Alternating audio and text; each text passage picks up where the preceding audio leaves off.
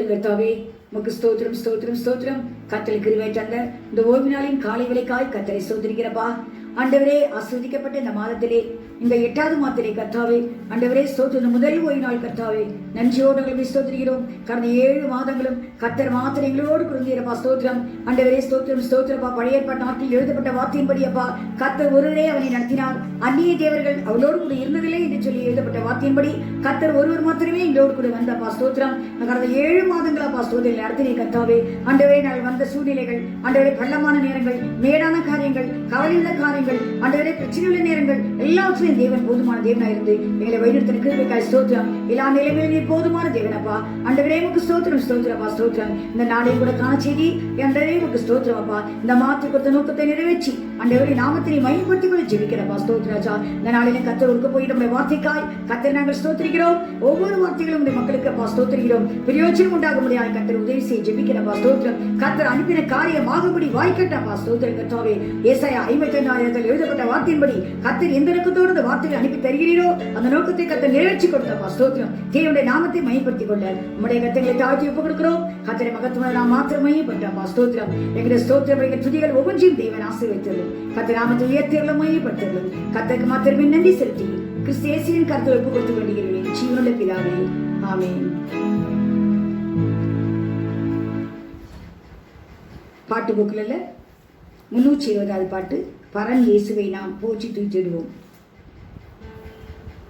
பாடுவோம்.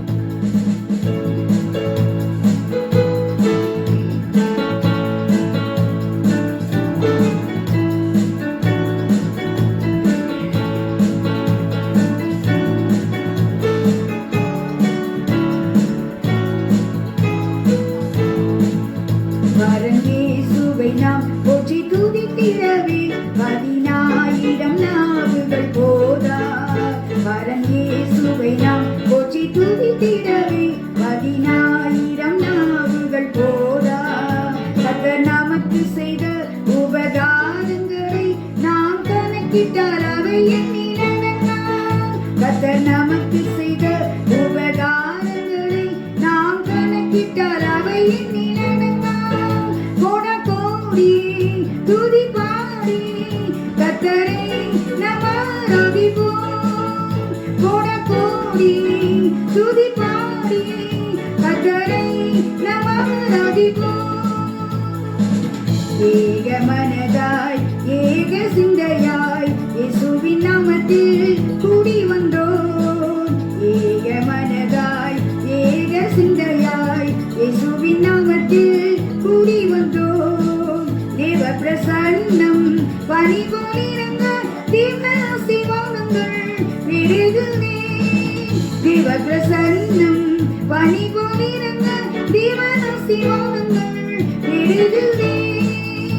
பரன் இயேசுவை நாம் போற்றி துதித்திடவே 10,000 நாவுகள் போதா. பரன் இயேசுவை நாம் போற்றி துதித்திடவே 10,000 நாவுகள் போதா. கர்த்தர் நமக்கு செய்த உபகாரங்களை நாம் கணக்கிட்டால் அவை எண்ணிலடங்காம்.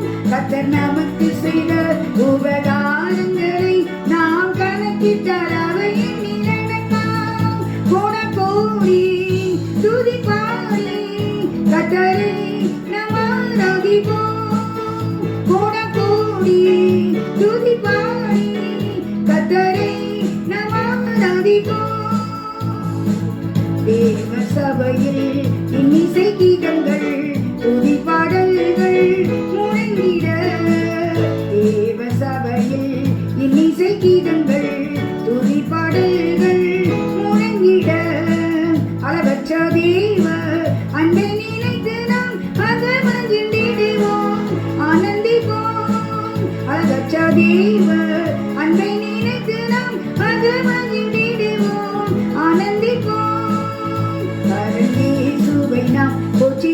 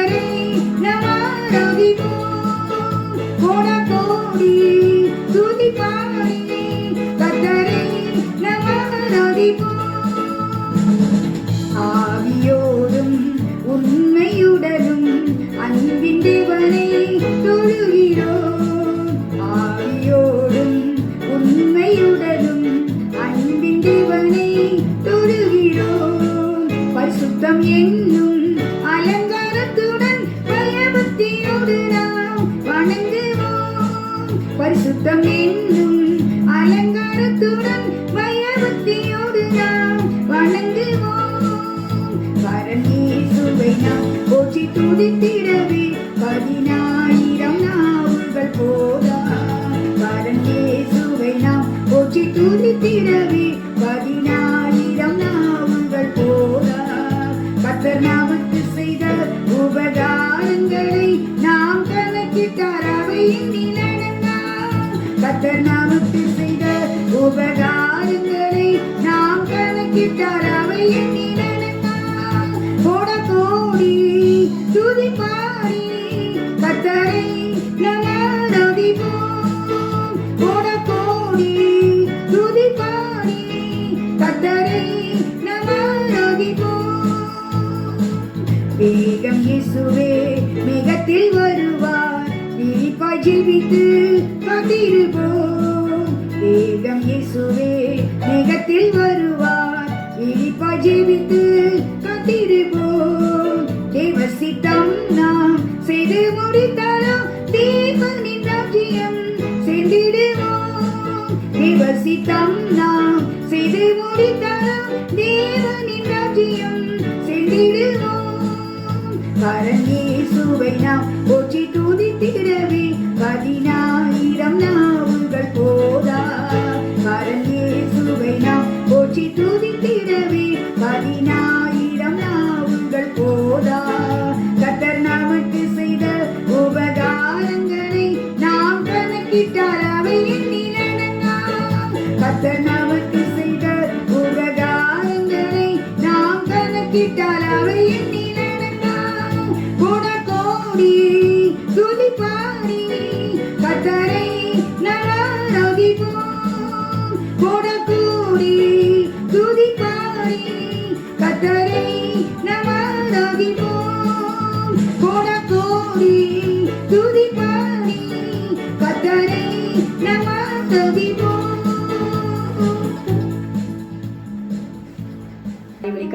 கர்த்தர் நன்றியோடு ஸ்தோத்திரிக்கிறோம். என் பரிசுத்த நாளிலே இந்த ஓய்வு நாளிலே என்று சொல்லி வேத வாக்கியம் சொல்கிறபடி இது கர்த்தரை பரிசுத்த நாள், இது மகிமை நாள். ஆண்டவரே ஸ்தோத்திரம் ஸ்தோத்திரம் ஸ்தோத்திரம். இது கர்த்தரை மையப்படுத்தும் எங்கள் கொடுத்த நாள் கர்த்தாவே ஸ்தோத்திரம். இந்த நாள் கர்த்தர் உண்டு பண்ணின நாள், இதில் நாம் கலிகூர்ந்து மகிழ கடவோம் என்று சொன்னது போல கர்த்தருக்குள் கலிகூர்ந்து மகிழும்படியாக கொடுக்கப்பட்ட நாளில் கர்த்தரை துதித்து பாடி கர்த்தரை வார்த்தையை தியானித்து ஆண்டவரை கர்த்தருக்குள் கடந்து வரும்படியாய் கர்த்தர் நாளில் தந்தபடினால் கர்த்தரை ஸ்தோத்திரிக்கிறப்பா ஸ்தோத்ராஜா. கர்த்தர்கள் கர்த்தாவை துதிக்கிறோம். மனமகிழ்ச்சியா இருக்கிற கொடுக்கப்பட்ட நாள் கர்த்தாவை ஸ்தோத்திரம். இதை மனமகிழ்ச்சியா நீ எண்ணுவாயனால் ஆண்டவரை அநேக ஆசீர்வாதங்களை கர்த்தர் வேதத்தில் சொல்லி இருக்கிறப்பா ஸ்தோத்ராஜா. ஆண்டவரை இந்த ஓய்வு நாளை அருமையான காலை வேளைக்காய் கர்த்தர் நன்றியோடு ஸ்தோத்திரிக்கிறேன். இந்த நாளிலும் கர்த்தாவே உமக்கு ஸ்தோத்திரம். எங்களோடு கூட சேர்ந்து கர்த்தர் ஆராதிக்கிற ஒவ்வொரு கர்த்தரை பிள்ளைகளுக்காய் நான் கர்த்தரை ஸ்தோத்திரிக்கிறப்பா ஸ்தோத்ராஜா. ஆண்டவரை இப்போ நாங்கள் பாடினது போல ஆவியோடு உண்மையோடும் கர்த்தருக்கு பிரியமான ஆராதனை செய்ய கர்த்தர்கிட்ட கருத்தில் எங்களை ஒப்புக் கொடுக்கிறப்பா ஸ்தோத்திரம். தேவனுக்கு பிரியமான ஒரு ஆராதனை எங்களை ஜீவ பலியாக படைத்து ஆண்டவரே தேவ சித்தம் எங்களை கொடுத்து ஆண்டவரை தீர்க்கக்கூடிய தீர்மானம் என்ன என்பதை அறிந்து கர்த்தாவே ஆண்டவருடைய ராஜ்யத்தில் நாங்கள் வந்து சேரத்தக்கதாக கர்த்தங்களை ஆயத்தப்படுத்துவதாய் கொடுக்கப்பட்ட இந்த ஓய்வு நாளப்பா ஸ்தோத்திரம். அசைவில்லாத ராஜ்யத்தின் பெரியலாகிய நாம் பயத்தோடும் பக்தியோடும் கர்த்தருக்கு ஆராதனை செய்யும்படிக்கு அவருடைய கிருபையை பற்றி கொண்டிருக்க கடவுள் என்று எழுதப்பட்டிருக்கிறதப்பா.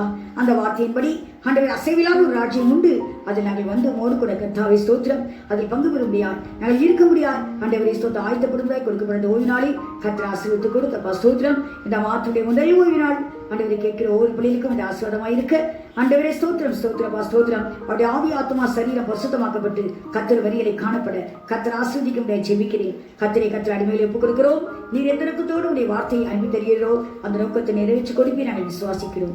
உடைய வல்லமுள்ள கர்த்தர்களை தாழ்த்தி ஒப்புகிறோம். எங்களை மறைத்துக் கொள்ளும் நீர் மாத்திரம் வெளிப்படும். இயேசு கிறிஸ்து மூலமாய் ஜெபிக்கிறேன் நல்ல பிதாவே, ஆமென். கர்த்தரை பரிசுத்த நாமத்துக்கு ஸ்தோத்திரம். இந்த ஓய்வு நாளின் காலை வழியிலும் கர்த்தர் நம்மோடு பேச சித்தமா இருக்கிற வார்த்தையை நாம் தியானிக்கலாம். யாக்கோபின் புஸ்தகம் 4ஆம் அதிகாரம் 5ஆம் வசனம். யாக்கோபு எழுதின பொதுவான நிருபம் 4ஆம் அதிகாரம் 5ஆம் வசனம். நம்மில் வாசமாய் இருக்கிற ஆவியானவர் நம்மிடத்தில் வைராகிய வாஞ்சியாய் இருக்கிறார் என்று வேத வாக்கியம் வீணாய் சொல்லுகிறது என்று நினைக்கிறீர்களா? நாம் இங்கே பார்க்கிறோம், நம்மில் வாசமாயிருக்கிற ஆவியானவர். அப்படியானால் ஆவியானவர் நம்மில் வாசம் பண்ணி கொண்டிருக்கிறார். அழகாய் யாக்கோபு எழுதுகிறார், நம்மில் வாசமா இருக்கிற ஆவியானவர் என்ன செய்கிறார் தெரியுமா? நம்மிடத்தில் வைராக்கிய வாஞ்சியா இருக்கிறார். நம்மை குறித்து ஒரு வைராக்கியம் அவர் உண்டு. நாம் அந்த வைராக்கியத்தை நிறைவேற்ற வேண்டும் என்ற வாஞ்சை அவருக்கு உண்டு. இதைத்தான் நாம் வேதத்தில் வாசிக்கிறோம். அவர் யாக்கோபு எழுதும்போது சொல்கிறார், தேவனுக்கும் கர்த்தராகிய இயேசு கிறிஸ்துவுக்கும் ஊழியக்காய் இருக்கிற யாக்கோபு சிதறிக்கிற 12 கோத்திரங்களுக்கு, இஸ்ரவேல் ஜனங்கள் தான் 12 கோத்திரங்கள், அவர்களுக்கு இந்த வார்த்தையை எழுதுகிறார். இது நாம் ஆவிக்குரிய இஸ்ரவேலாய் இருக்கிறபடினால் இது நமக்கும் சொந்தம். ஆகவே நாம் இதை குறித்து நாம் தியானிப்போம். பழைய ஏற்பாட்டு நாட்களிலே தேவனை தான் நாம் பார்க்கிறோம். வேதத்தில் பார்க்கும்போது தேவனாகிய கர்த்தர் என்று பார்க்கிறோம், பழைய ஏற்பாடு முழுவதும். புதிய ஏற்பாட்டில் பார்க்கிறோம் கர்த்தராகிய இயேசு கிறிஸ்து என்று பார்க்கிறோம். ஆனால் இப்பொழுது என்ன காலம் தெரியுமா? கிருபையின் காலம். இந்த காலத்துக்கு பெயர் கிரேஸ் பீரியட், கிருபையின் காலம். இந்த காலத்தில் ஆவியானவர் நம்மோடு வாசம் பண்ணக்கூடிய ஒரு காலம். ஆகவே தான் இயேசு கிறிஸ்துவை தேவன் மீட்பராகவும் இரட்சகராகவும் இந்த உலகத்துக்கு அனுப்பி அநேக ஜனங்களுடைய பாவங்களை மன்னித்து அவளை ரட்சித்து அவளை ராஜ்யத்தில் சேர்க்க முடியாய் இயேசு கிறிஸ்துவை உலகத்தில் அனுப்பினார். அவராலே அன்றி ரட்சிப்பு வேறு ஒருவராலும் இல்லை என்பதை நாம் அறிந்திருக்கிறோம். ஆகவே இயேசு கிறிஸ்து தான் பாவத்தில் ரட்சிக்க முடியும், ரட்சிக்கிறவர் அவரே. அவர் ஒருவரே பாவம் செய்யாதவர்.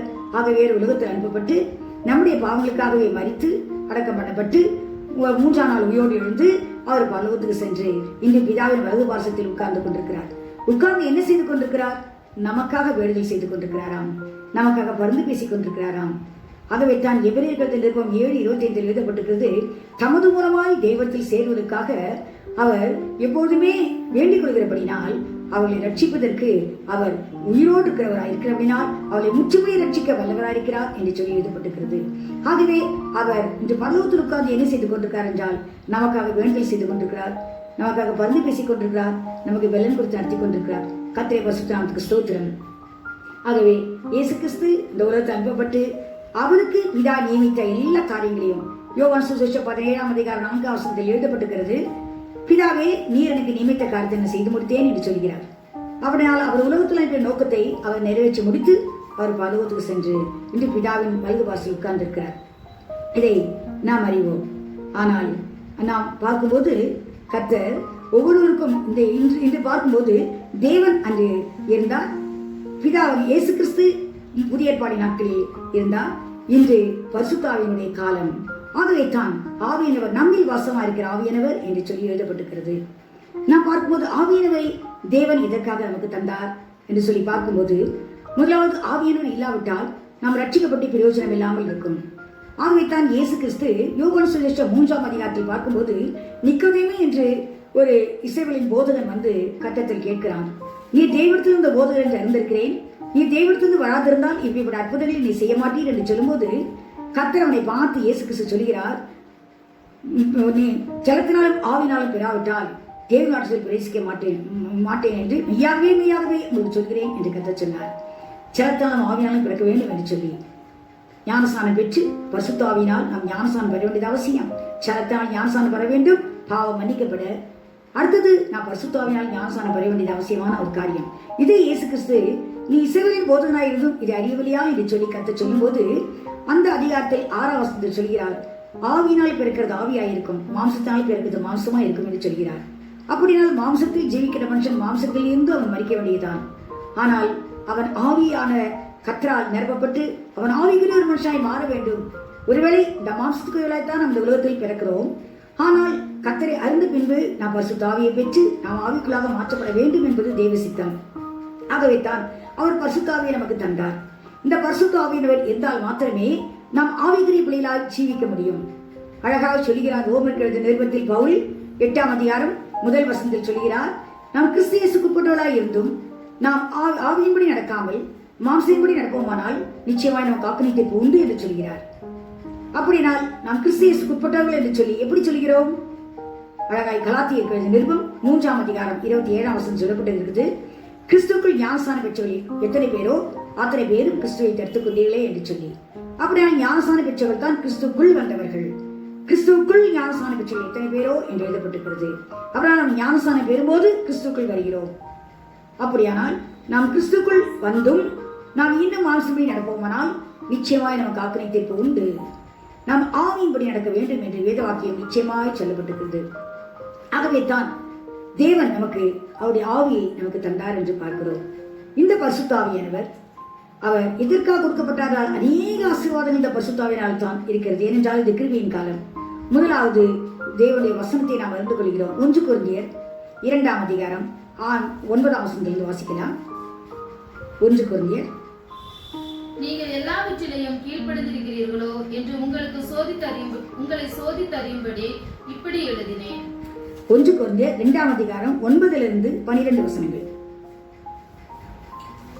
1 கொரிந்தியர் 2ஆம் அதிகாரம் 9ஆம் வசனத்திலிருந்து 12ஆம் வசனம் வரை எழுதியிருக்கிறபடி தேவன் தம்மில் அன்பு கூறுகிறவர்களுக்கு ஆயத்தம் பண்ணினவைகளே கண் காணவும் இல்லை, காது கேட்கவும் இல்லை, அவைகள் மனுஷனுடைய இருதயத்தில் தோன்றவும் இல்லை. நமக்கோ தேவன் அவைகளை தமது ஆவியினாலே வெளிப்படுத்தினார். பாருங்க, வேதத்தில் ஒவ்வொரு வார்த்தையும் தேவன் எழுதி வைத்த வார்த்தைகளை கண் காணாது, காது அது கேட்காது, நாம் அதை அறிய முடியாது. ஆனால் ஆவியினவர் தான் வெளிப்படுத்துகிறார். வாசிக்கலாம். நமக்கோ தேவன் அவைகளை தமது ஆவியினாலே வெளிப்படுத்தினார். அந்த ஆவியானவர் எல்லாவற்றையும் தேவனுடைய ஆழங்களையும் ஆராய்ந்திருக்கிறார். மனுஷனில் உள்ள ஆவியே அன்றி மனுஷரில் எவன் மனுஷனுக்குரியவைகளை அறிவான்? இங்கே எழுதப்பட்டிருக்கிறது, மனுஷனுடைய ஆவியே அல்லாமல் எவன் மனுஷனுக்குரியவை அறிவான். இதுக்கு என்ன அர்த்தம்? மனுஷனுடைய ஆவி, இன்னைக்கு ஒரு மனுஷனுக்கு தெரியும் ஒரு தலைவலினா எப்படி இருக்கும், ஒரு காய்ச்சல் வந்தால் எப்படி இருக்கும், எவ்வளவு பலவீனமா இருக்குன்னு சொல்லி மனுஷனுக்கு தான் தெரியும். என்றாலும் மனுஷ ஆவியை பெற்ற ஒவ்வொருவனும் அந்த பலவீனத்தை அறிவான்.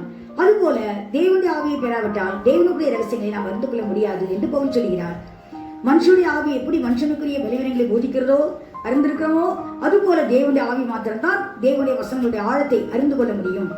ஆவியினோடு இல்லாதபடி நாம் அறிந்து கொள்ள முடியாது என்று சொல்கிறார். வாசிக்கலாம். அப்படி போல தேவனுடைய ஆவியே அன்றி ஒருவனும் தேவனுக்குரியவைகளை அறிய மாட்டான். பாருங்க, அப்படியால் தேவனுடைய ஆவி இல்லாமல் ஒருவனும் தேவனை அறிய முடியாது. நாங்களோ உலகத்தின் ஆவியை பெறாமல் தேவனால் எங்களுக்கு அருளப்பட்டவைகளை அறியும்படிக்கு தேவனிலிருந்து புறப்படுகிற ஆவியை பெற்றோம். நாங்கள் எந்த ஆவியை பெறவில்லை தெரியுமா? உலகத்தின் ஆவியை பெறவில்லை. உலகத்தின் ஆவியை பெறாமல் தேவனிலிருந்து வருகிற தேவனுடைய ஆவியை நாங்கள் பெற்றிருக்கிறோம் என்று சொல்லி பவுல் சொல்கிறார். அப்படியால் பரிசுத்த ஆவியானவர் இல்லாதபடிக்கு ஒருவனும் வசனத்துடைய ஆழத்தை அறிந்து கொள்ள முடியாது. ஆகவே தான் கர்த்தரை அறிந்து கொள்ள முடியாது. முதலாவது நமக்கு பரிசுத்த ஆவியை கொடுக்கிறார். ரட்சிக்கப்படும் போதே கர்த்தர் பரிசுத்த ஆவியால் முத்திரை போடுகிறார் என்று சொல்லி நாம் பார்க்கிறோம். ஆகவே அவர் பரிசுத்த ஆவியானவர் நமக்கு கொடுக்கப்படுகிறார். இரண்டாவது, பரிசுத்தமாகத்தக்கதான் பரிசுத்த ஆவியை தந்திருக்கிறார். 2 தெசலோனிக்கேயர் 2ஆம் அதிகாரம் 13ஆம் வசனத்தில் நாம் பார்க்கும்போது அதில் எழுதப்பட்டிருக்கிறது, நாம் பரிசுத்த ஆவி இதற்காக கொடுக்கப்பட்டிருக்குது, நாம் பரிசுத்தமாக்கப்படதான். பரிசுத்தமாக்கப்பட்டு நாம் சத்தியத்தை அறிய அறிவை நாம் பெற்றுக்கொள்ள வேண்டும் என்று சொல்லி அந்த பரிசுத்த ஆவியை கர்த்தர் தருகிறார் என்று சொல்லி பார்க்கிறோம். மூன்றாவது, நாம் சத்தியத்தில் நடக்கத்தக்கதாக பரிசுத்த ஆவியை கொடுக்கிறார். யோவான் சுவிசேஷம் 16ஆம் அதிகாரம் 13ஆம் வசனத்தில் எழுதப்பட்டிருக்கிறது, சத்திய ஆவி வரும்போது சகல சத்தியத்திற்குள் நம்மை நடத்துவார் என்று சொல்லி எழுதப்பட்டிருக்கிறது. நான்காவதாக, சோதனைகளை ஜெயிக்க முடியாது கர்த்தர் பரிசுத்த ஆவியை கொடுக்கிறார். இயேசு கிறிஸ்து கூட ஆவியானவரால் வனாந்தரத்துக்கு கொண்டு போகப்பட்டு அவர் சோதிக்கப்படும் போது பரிசுத்த ஆவியானவர் தான் தேவதூதன் வந்து அவை ஆவியை பலப்படுத்தினான் என்று சொல்லி எழுதப்பட்டிருக்கிறது. லூக்கா சுவிசேஷம் 22ஆம் அதிகாரம் 43ஆம் வசனத்தில் எழுதப்பட்டிருக்கிறது. ஆகவே இந்த பரிசுத்த ஆவியானவர் நாம் பலவீனப்படும் போதெல்லாம் நாம் வந்து பலப்படுத்துகிறது என்ன இருக்கிறார். அது மாத்திரமல்ல, ஏசாயாவின் புஸ்தகம் 40ஆம் அதிகாரம் 29லிருந்து 31 வசனங்களை வாசிக்கும் போது கூட அதில் எழுதப்பட்டிருக்கிறது, சோர்ந்து போவனுக்கு அவர் பலன் கொடுத்து சத்துவம் இல்லாதவனுக்கு சத்துவத்தை பெருகச் செய்கிறார். சோர்ந்து போகிறவன் பலனற்றவன் அவனுக்கு கர்த்தர் பலப்படுத்துகிறார். எதிர்பூர்வமாய் பலப்படுத்துகிறார். நல்ல ஆகாரத்தினால் அல்ல. எதனால் என்றால் பரிசுத்த ஆவியினால். ஏனென்றால் உலகபூர்வமான ஆகாரம் நம்மை பலப்படுத்த முடியாது. ஆனால் பரிசுத்த ஆவியினால் மாத்திரம்தான் நம்மை பலப்படுத்த முடியும். ஆகவே தான் அந்த ஏசாயா தீர்க்கதரிசி எழுதும் போது எழுதி வைத்திருக்கிறார், சோர்ந்து போவதற்கு ஒரு பலன் கொடுத்து சத்துவம் இல்லாத சத்துவத்தை பெருகச் செய்கிறார்.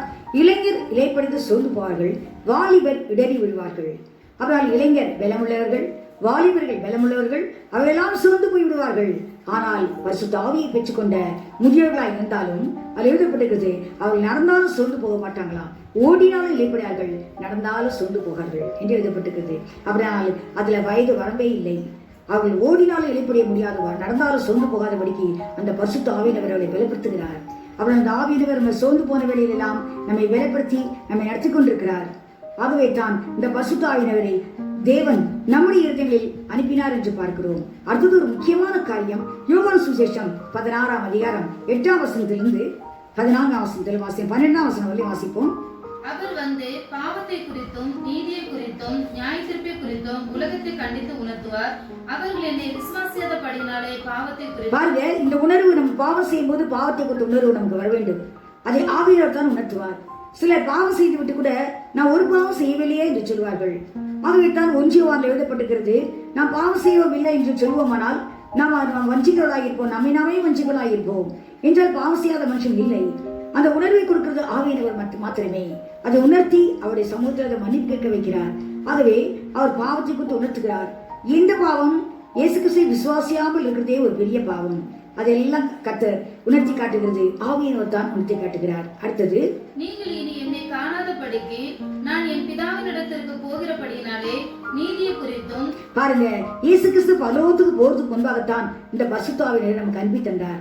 அவர் சொல்கிறார், நான் போகிறது உங்களுக்கு நலமா இருக்கும், ஏனென்றால் நான் போவேனானால் பரிசுத்த ஆவியை உங்களுக்கு அனுப்புவேன், உங்களை திக்கச்சொல்லாக நான் விடேன். அவரால் கர்த்தர் நம்மை திக்கச்சொல்லாய் உதவியச்சொல்லாய் நாம் இல்லாதபடிக்குத்தான் பரிசுத்த ஆவியானவரை தந்திருக்கிறார். ஏனென்றால் பழைய ஏற்பாடு நாட்களில் தேவன் கிரியை செய்து கொண்டிருந்தார். புதிய ஏற்பாடு நாட்களில் இயேசு கிறிஸ்து எவையின் மகள் இறந்து போனால் ஓடி போய் இயேசு கிறிஸ்துவை கூட்டிக் கொண்டு வந்து இயேசு கிறிஸ்துவோடு எழுப்பினார். லாசரு இறந்து போனால் உடனே அவருடைய சகோதரிகள் இயேசு கிறிஸ்துவை அழைத்து லாசருவை எழுப்பினார். ஆனால் இயேசு கிறிஸ்து இருக்கும்போது அவர் உபயோகப்படுத்தப்பட்டார். ஆனால் இன்று நாம் திக்கச்சொல்லாய் இல்லாதபடிக்கு பரிசுத்த ஆவியானவரை நமக்கு தந்திருக்கிறார். ஆகவே இந்த ஆவியானவர் தான் இன்னைக்கு தேற்றவாளனாய், ஒரு கம்ஃபர்டர், நம்மை தேற்றுகிற ஒரு தேற்றவாளனாய் நம்மோடு கூட இருந்து நம்மை நடத்தி கொண்டிருக்கிறார். எல்லா காரியங்களிலும் கர்த்தரை குறித்த எல்லா காரியங்களிலும் ஆவியானவர் தான் நடத்துகிற தேவனா இருக்கிறார். ஆகவே தான் அவர் சொல்கிறார், நான் பரலோகத்துக்கு போகிறபடினால் நீதியை குறித்து. நீதி என்றால் நாம் பரலோக கர்த்தருக்கு பிரியமாய் ஜீவிக்க முடியாது. ஏனென்றால் பேதுரு சொல்கிறார், அப்போஸ்தலர் 10:34 எந்த மனுஷனா இருந்தாலும் எந்த ஜாதியா இருந்தாலும் எவன் கர்த்தருக்கு நீதியை செய்கிறாரோ அவன் தான் கர்த்தருக்கு உகந்தவன் என்று சொல்கிறார். ஆகவே நீங்களும் நானும் கர்த்தருக்கு உகந்தவர்களா இருக்க முடியாது. அவர் நீதியை குறித்து நம்ம போதிக்கிறார் இந்த பரிசுத்த ஆவியானவர் தான். ஆகவே தான் அவர் ஆவியை அந்த நீதியை குறித்தும். அடுத்தது பாருங்க, இந்த உலகத்தின் அதிபதி நியாயத்தீர்க்கப்பட்டதினாலே. உலகத்தின் அதிபதி யாரு? பிசாசானவன். அவன் நியாயத்தீர்க்கப்பட்டான். அவன் மேலிருந்து கீழே தள்ளிவிட்டார் லூசிபரை. அவர் சங்கிலினால் கட்டி வைத்திருக்கிறார். இனி அவனுக்கு நியாயத்தீர்ப்பு உண்டு. இதை நாம் கேட்கும் போதெல்லாம் நியாயத்தீர்ப்பு உண்டு என்பதை ஆவியானவர் உணர்த்துகிறார். ஆகவே நாம் அந்த உணர்வுகள் எல்லாம் நாம் ஆவியானவர்கள் மூலமாய்த்தான் நாம் பெற்றுக்கொள்ள முடிகிறது. ஆவியானவர் இல்லாதபடி நாம் பெற்றுக்கொள்ள முடியாது. அடுத்தது ஒரு பெரிய காரியம், மாம்ச சிந்தை. நாம் மாம்சத்தில் இருக்கபடினால் இந்த மாம்ச சிந்தை நம்மளை முற்றமாய் ஆண்டு கொண்டு கர்த்தரை தேடக்கூடாதபடி, கர்த்தரை காத்தில் ஈடுபடக்கூடாதபடி நமக்கு தடை செய்கிறதாய் காணப்படுகிறது. ஆகவே இந்த மாம்ச சிந்தையை மேற்கொள்ளும்படியாய் இந்த ஆவிக்குரிய சிந்தை தேவையானால் இந்த பரிசுத்த ஆவியானவர் நமக்கு மிகவும் அவசியம். ஆகவே தான் ரோமருக்கு எழுதிய நிருபம் 8:6 எழுதப்பட்டிருக்கிறது, மாம்ச சிந்தை மரணம், ஆவிய சிந்தையோ ஜீவனும் சமாதானம் என்று எழுதப்பட்டிருக்கிறது. அவனால் ஒருவனுக்குள் ஆவிய சிந்தை இருக்குமானால் அவனுக்கு அது நித்திய ஜீவனை கொடுக்கும், அது மாத்திரமல்ல சமாதானத்தையும் கொடுக்கும். ஆனால் இந்த மாம்ச சிந்தை இருக்கிறதே அது நம்ம மரணத்துக்கு ஏதுவாக நடத்தும். இது இல்லையே, அது இல்லையே, இதை வாங்க வேண்டுமே, இதை எப்படி வாங்குறது, கடன் வாங்கியாவது வாங்கலாமா, இல்லை என்ன செய்யலாம், இப்படி பல தேவையில்லாத யோசனைகள், கர்த்தருக்கு அடுத்த காரியத்தை சிந்திக்க கூடாதபடி செய்யக்கூடாதபடி இந்த சிந்தைகள் நம்மை தடை செய்கிறதா இருக்கிறது. இதை நம்ம மரணத்துக்கு ஏதுவாக நடத்தி கொண்டிருக்கிறது. ஆகவே தான் மாம்ச சிந்தை மரணம் எழுதப்பட்டிருக்கிறது. அது மாத்திரமல்ல 8 எழுதுகிறார், மாம்ச சிந்தையா இருக்கிறவன் தேவனுக்கு பிரியமாய் இருக்க மாட்டான் என்று அழகாக எழுதுகிறார். நிச்சயமாய் அவன் தேவனுக்கு பிரியமாய் இருக்க முடியாது. ஆகவே தான் கர்த்தர் தமக்கு பிரியமாய் இருக்க முடியாது, தம்முடைய ஆவியை கர்த்தர் நமக்கு தந்திருக்கிறார். ஆகவே தான் இந்த பரிசுத்த ஆவியானவர் அநேக காரியத்தில் நமக்கு இப்படியாக உதவி செய்கிறார். ஆகவே தான் கர்த்தர் இந்த பரிசுத்த ஆவியை நமக்கு தந்துவிட்டு அவர் பரலோகத்துக்கு போகும்போதே இந்த பரிசுத்த ஆவியை நமக்கு அனுப்பி தந்தார் என்று பார்க்கிறோம். 2 தீமோத்தேயு 1:14 எழுதப்பட்டிருக்கிறது, நமக்குள் கொடுக்கப்பட்ட அந்த நல்ல பொருளை, அந்த நல்ல பொருள் என்ன? அதுதான் விசுவாசம். அந்த ஃபெய்த் என்று சொல்கிறது நல்ல பொருள். ஏனென்றால் அந்த நல்ல பொருள் இல்லாவிட்டால் நம் கர்த்தருக்கு பிரியமாய் ஜீவிக்க முடியாது. கர்த்தர் நம்முடைய ஆத்மாவை அவர் நம்ம பிரயோஜனம் இல்லாமல் போய்விடுவோமாம். ஆகவே தான் அந்த விசுவாசம் மிகவும் முக்கியமானது. விசுவாசம் எழுந்து போய்விட்டால் நாம் கர்த்தரை பின்வாங்கி போனானால் அவன் மேலே என் ஆத்மா பிரியமாய் இராது என்று சொல்கிறார். அவன் பின்வாங்கி போனவன் என்று எண்ணப்படுகிறான். ஆகவே இந்த விசுவாசத்தை காத்துக்கொள்ளும்படியாக இந்த பரிசுத்த ஆவியானவர் தந்திருக்கிறாராம். 2 தீமோத்தேயு 1:14 எழுதப்பட்டிருக்கிறது, உன்னிடத்தில் கொடுக்கப்பட்ட நற்பொருளை அந்த பரிசுத்தாவினால் மூலமாக பரிசுத்தாவினால் காத்துக்கொள் என்று சொல்லி எழுதப்பட்டிருக்கிறது. இந்த ஆவியானவர் இல்லாவிட்டால் விசுவாசம் போய்விடும். ஆகவேதான் இந்த விசுவாசத்தின் ஆவி என்று கூட இதை சொல்ல முடியும். ஆகவே இந்த பரிசுத்தாவியானவரை கர்த்தர் நமக்கு தந்திருக்கிறார். அடுத்தது ஒரு முக்கியமான காரியம், நமக்கும் தேவனுக்கும் ஒரு தொடர்பு ஜெபம் தான். நாம் பூலோகத்தில் இருக்கிறோம், நம்முடைய தேவன் பரலோகத்தில் இருக்கிறார். நமக்கு எது ஒரு கனெக்ஷன் என்றால் நாம் செய்கிற ஒரு ஜெபங்கள் தான். ஒரு சங்கிலி போன்றது ஜெபம். ஆகவே தான் நாம் விசுவாசத்தில் நிலைத்திருக்க வேண்டுமானால் 4 காரியங்கள் சொல்கிறார். அதில் இந்த ஜெபமும் ஒன்று உபதேசம், அடுத்தது அந்யோன்யம், அடுத்தது ராபோஜனம், அப்பம் பிற்குதல், அடுத்தது ஜெபம் பண்ணுதல் என்று சொல்கிறார். இந்த ஜெபம் பண்ணுதல் ரொம்ப முக்கியமான ஒரு காரியம். நாம் கத்தத்தில் வெள்ளத்தை கேட்டு வாங்குகிறது. இந்த ஜெபிக்கிறது கூட நாம் அறிய மாட்டோமா? நாம் எப்படி ஜெபிக்க வேண்டும் என்று தெரியாது. ஏனென்றால் தெய்வம் பரலோகத்தில் இருக்கிறார். அவர் சித்தத்தை யார் அறிய முடியும்? ஆவியினர் மாத்திரமே ஒரு சித்தத்தை அறிய முடியும். ஆகவே தான் அவர் நம்ம எப்படி ஜெபிக்க வேண்டும் என்று கூட நமக்கு சொல்லிக் கொடுக்கிறாராம். பரிசுத்த ஆவியானவர் நாம் ஜெபம் பண்ண வேண்டியது. ஆவியானவர் நமக்கு வாக்குகளாக பெருமூச்சுகளோடு நமக்காக வேண்டிய செய்கிறாராம். நாம் எப்படி ஜெபிக்க வேண்டும் என்று சொல்லி நமக்காக ஆவியானவர் உதவி செய்கிறார். அந்த ரோமர் 8:26 எழுதப்பட்டிருக்கிறது, ஆவியானவரும் நமது பலவீனங்களை உதவி செய்கிறார். நாம் ஏற்றபடி வேண்டிக் கொள்ள வேண்டியது இன்னதென்று அறியாது இருக்கிறபடினால் ஆவியானவர் தாமே வாக்கு கடங்காத பெருமூச்சுகளோடு நமக்காக வேண்டிய செய்கிறார் என்று எழுதப்பட்டிருக்கிறது. ஆகவே நாம் எப்படி ஜெபிக்க வேண்டும் என்று சொல்லிக் கூட நாம் அறியாமல் இருக்க அப்படினால் ஆவியானவர் தான் எல்லாவற்றையும் உதவி செய்கிறவராக இருக்கிறார். ஆகவே இந்த ஆவியானவர் மிக மிக முக்கியமாய் இயேசு கிறிஸ்து சொல்கிறார், அதை பெற்றுக்கொள்ள வேண்டும். அடுத்தது கடைசியா நாம் உயிர் தர வேண்டுமென்றால் இந்த பரிசுத்த ஆவியானவர் மிகவும் அவசியம். ரோமர் கழுத நிறுவம் 8ஆம் அதிகாரம் 11ஆம் வசனத்தில் எழுதப்பட்டிருக்கிறது, அன்றியும் அந்த தேவனுடைய ஆவி உங்கள் வாசமாயிருந்தால் சாவுக்கேதுவான உங்கள் சரீரங்களையும் அவர் உயிர்ப்பிப்பார். எப்படி இயேசு கிறிஸ்து உயிர்ப்பித்தாரோ, இயேசு கிறிஸ்து எப்படி உயிர்த்தென்றார்? தேவன் அவர் எழுப்பினார் என்று எழுதப்பட்டிருக்கிறது. 1 கொரிந்தியர் 6:14 எழுதப்பட்டிருக்கிறது, தேவன் கர்த்தரை எழுப்பினாரே, நம்மையும் தமது வல்லமையினால் எழுப்புவார் என்று எழுதப்பட்டிருக்கிறது. அவருடைய வல்லமை தான் அவருடைய ஆவியானவர். ஆகவே அந்த ஆவியானவர் நம்மையும் எழுப்பும்படியாய் நாம் அந்த பரிசுத்த ஆவியை பெற்றுக்கொள்ள வேண்டும். ஒருவேளை நாம் கிறிஸ்து வருவதற்கு முன்பாக, கர்த்தர் வருகைக்கு முன்பாக மரித்து போவோமானால் அந்த ஆவியினர் தான் நம்ம எழுப்பி அந்த எக்கால சத்தம் கேட்கும் போதே அந்த ஆவியினர் நம்ம எழுப்பி அவரோடு கூட அந்த மருவமாக்கப்பட்டு அவரோடு கூட போய் சேர்ந்து கொள்ள முடியும். இல்லாவிட்டால் உயிரோடு இருந்தால் அந்த ஆவியினர் தான் நம்மை மருவப்படுத்தி அவரோடு கூட சேர்த்துக் கொள்கிறார். ஆகவே இந்த பரிசுத்த ஆவியினர் இல்லாமல் நாம் அவரை சந்திக்க முடியாது. ஆகவே இந்த பரிசுத்த ஆவியினர் மிக மிக நமக்கு அவசியம் என்று சொல்லி நாம் பார்க்கிறோம். ஆகவே தான் கடைசியா நம்மளை மருவப்படுத்துவரும் இந்த ஆவியானவர் தான்.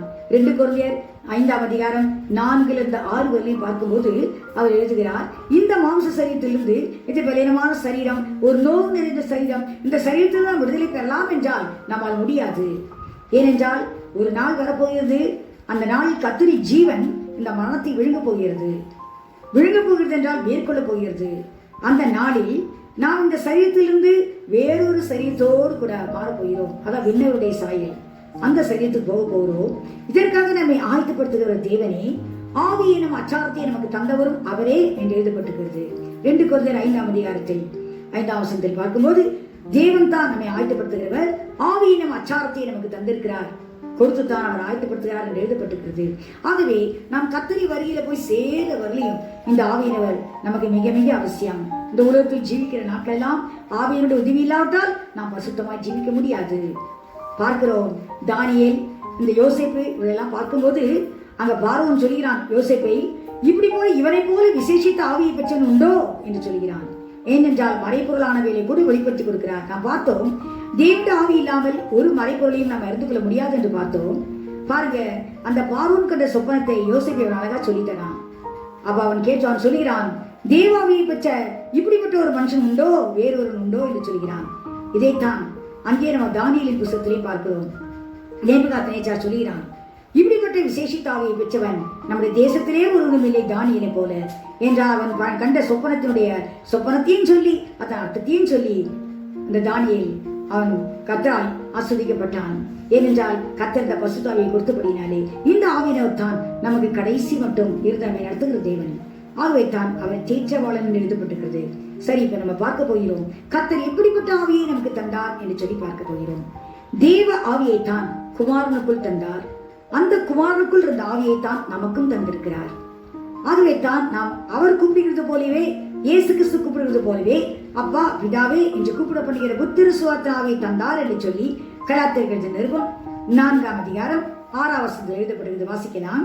மேலும் நீங்கள் புத்திரராய் இருக்கிறபடியினால், பாருங்க, நீங்கள் புத்திரராய், யாருக்கு புத்திரர்? தேவனுக்கு. இன்று அநேகர் இயேசப்பா என்று சொல்வார்கள்.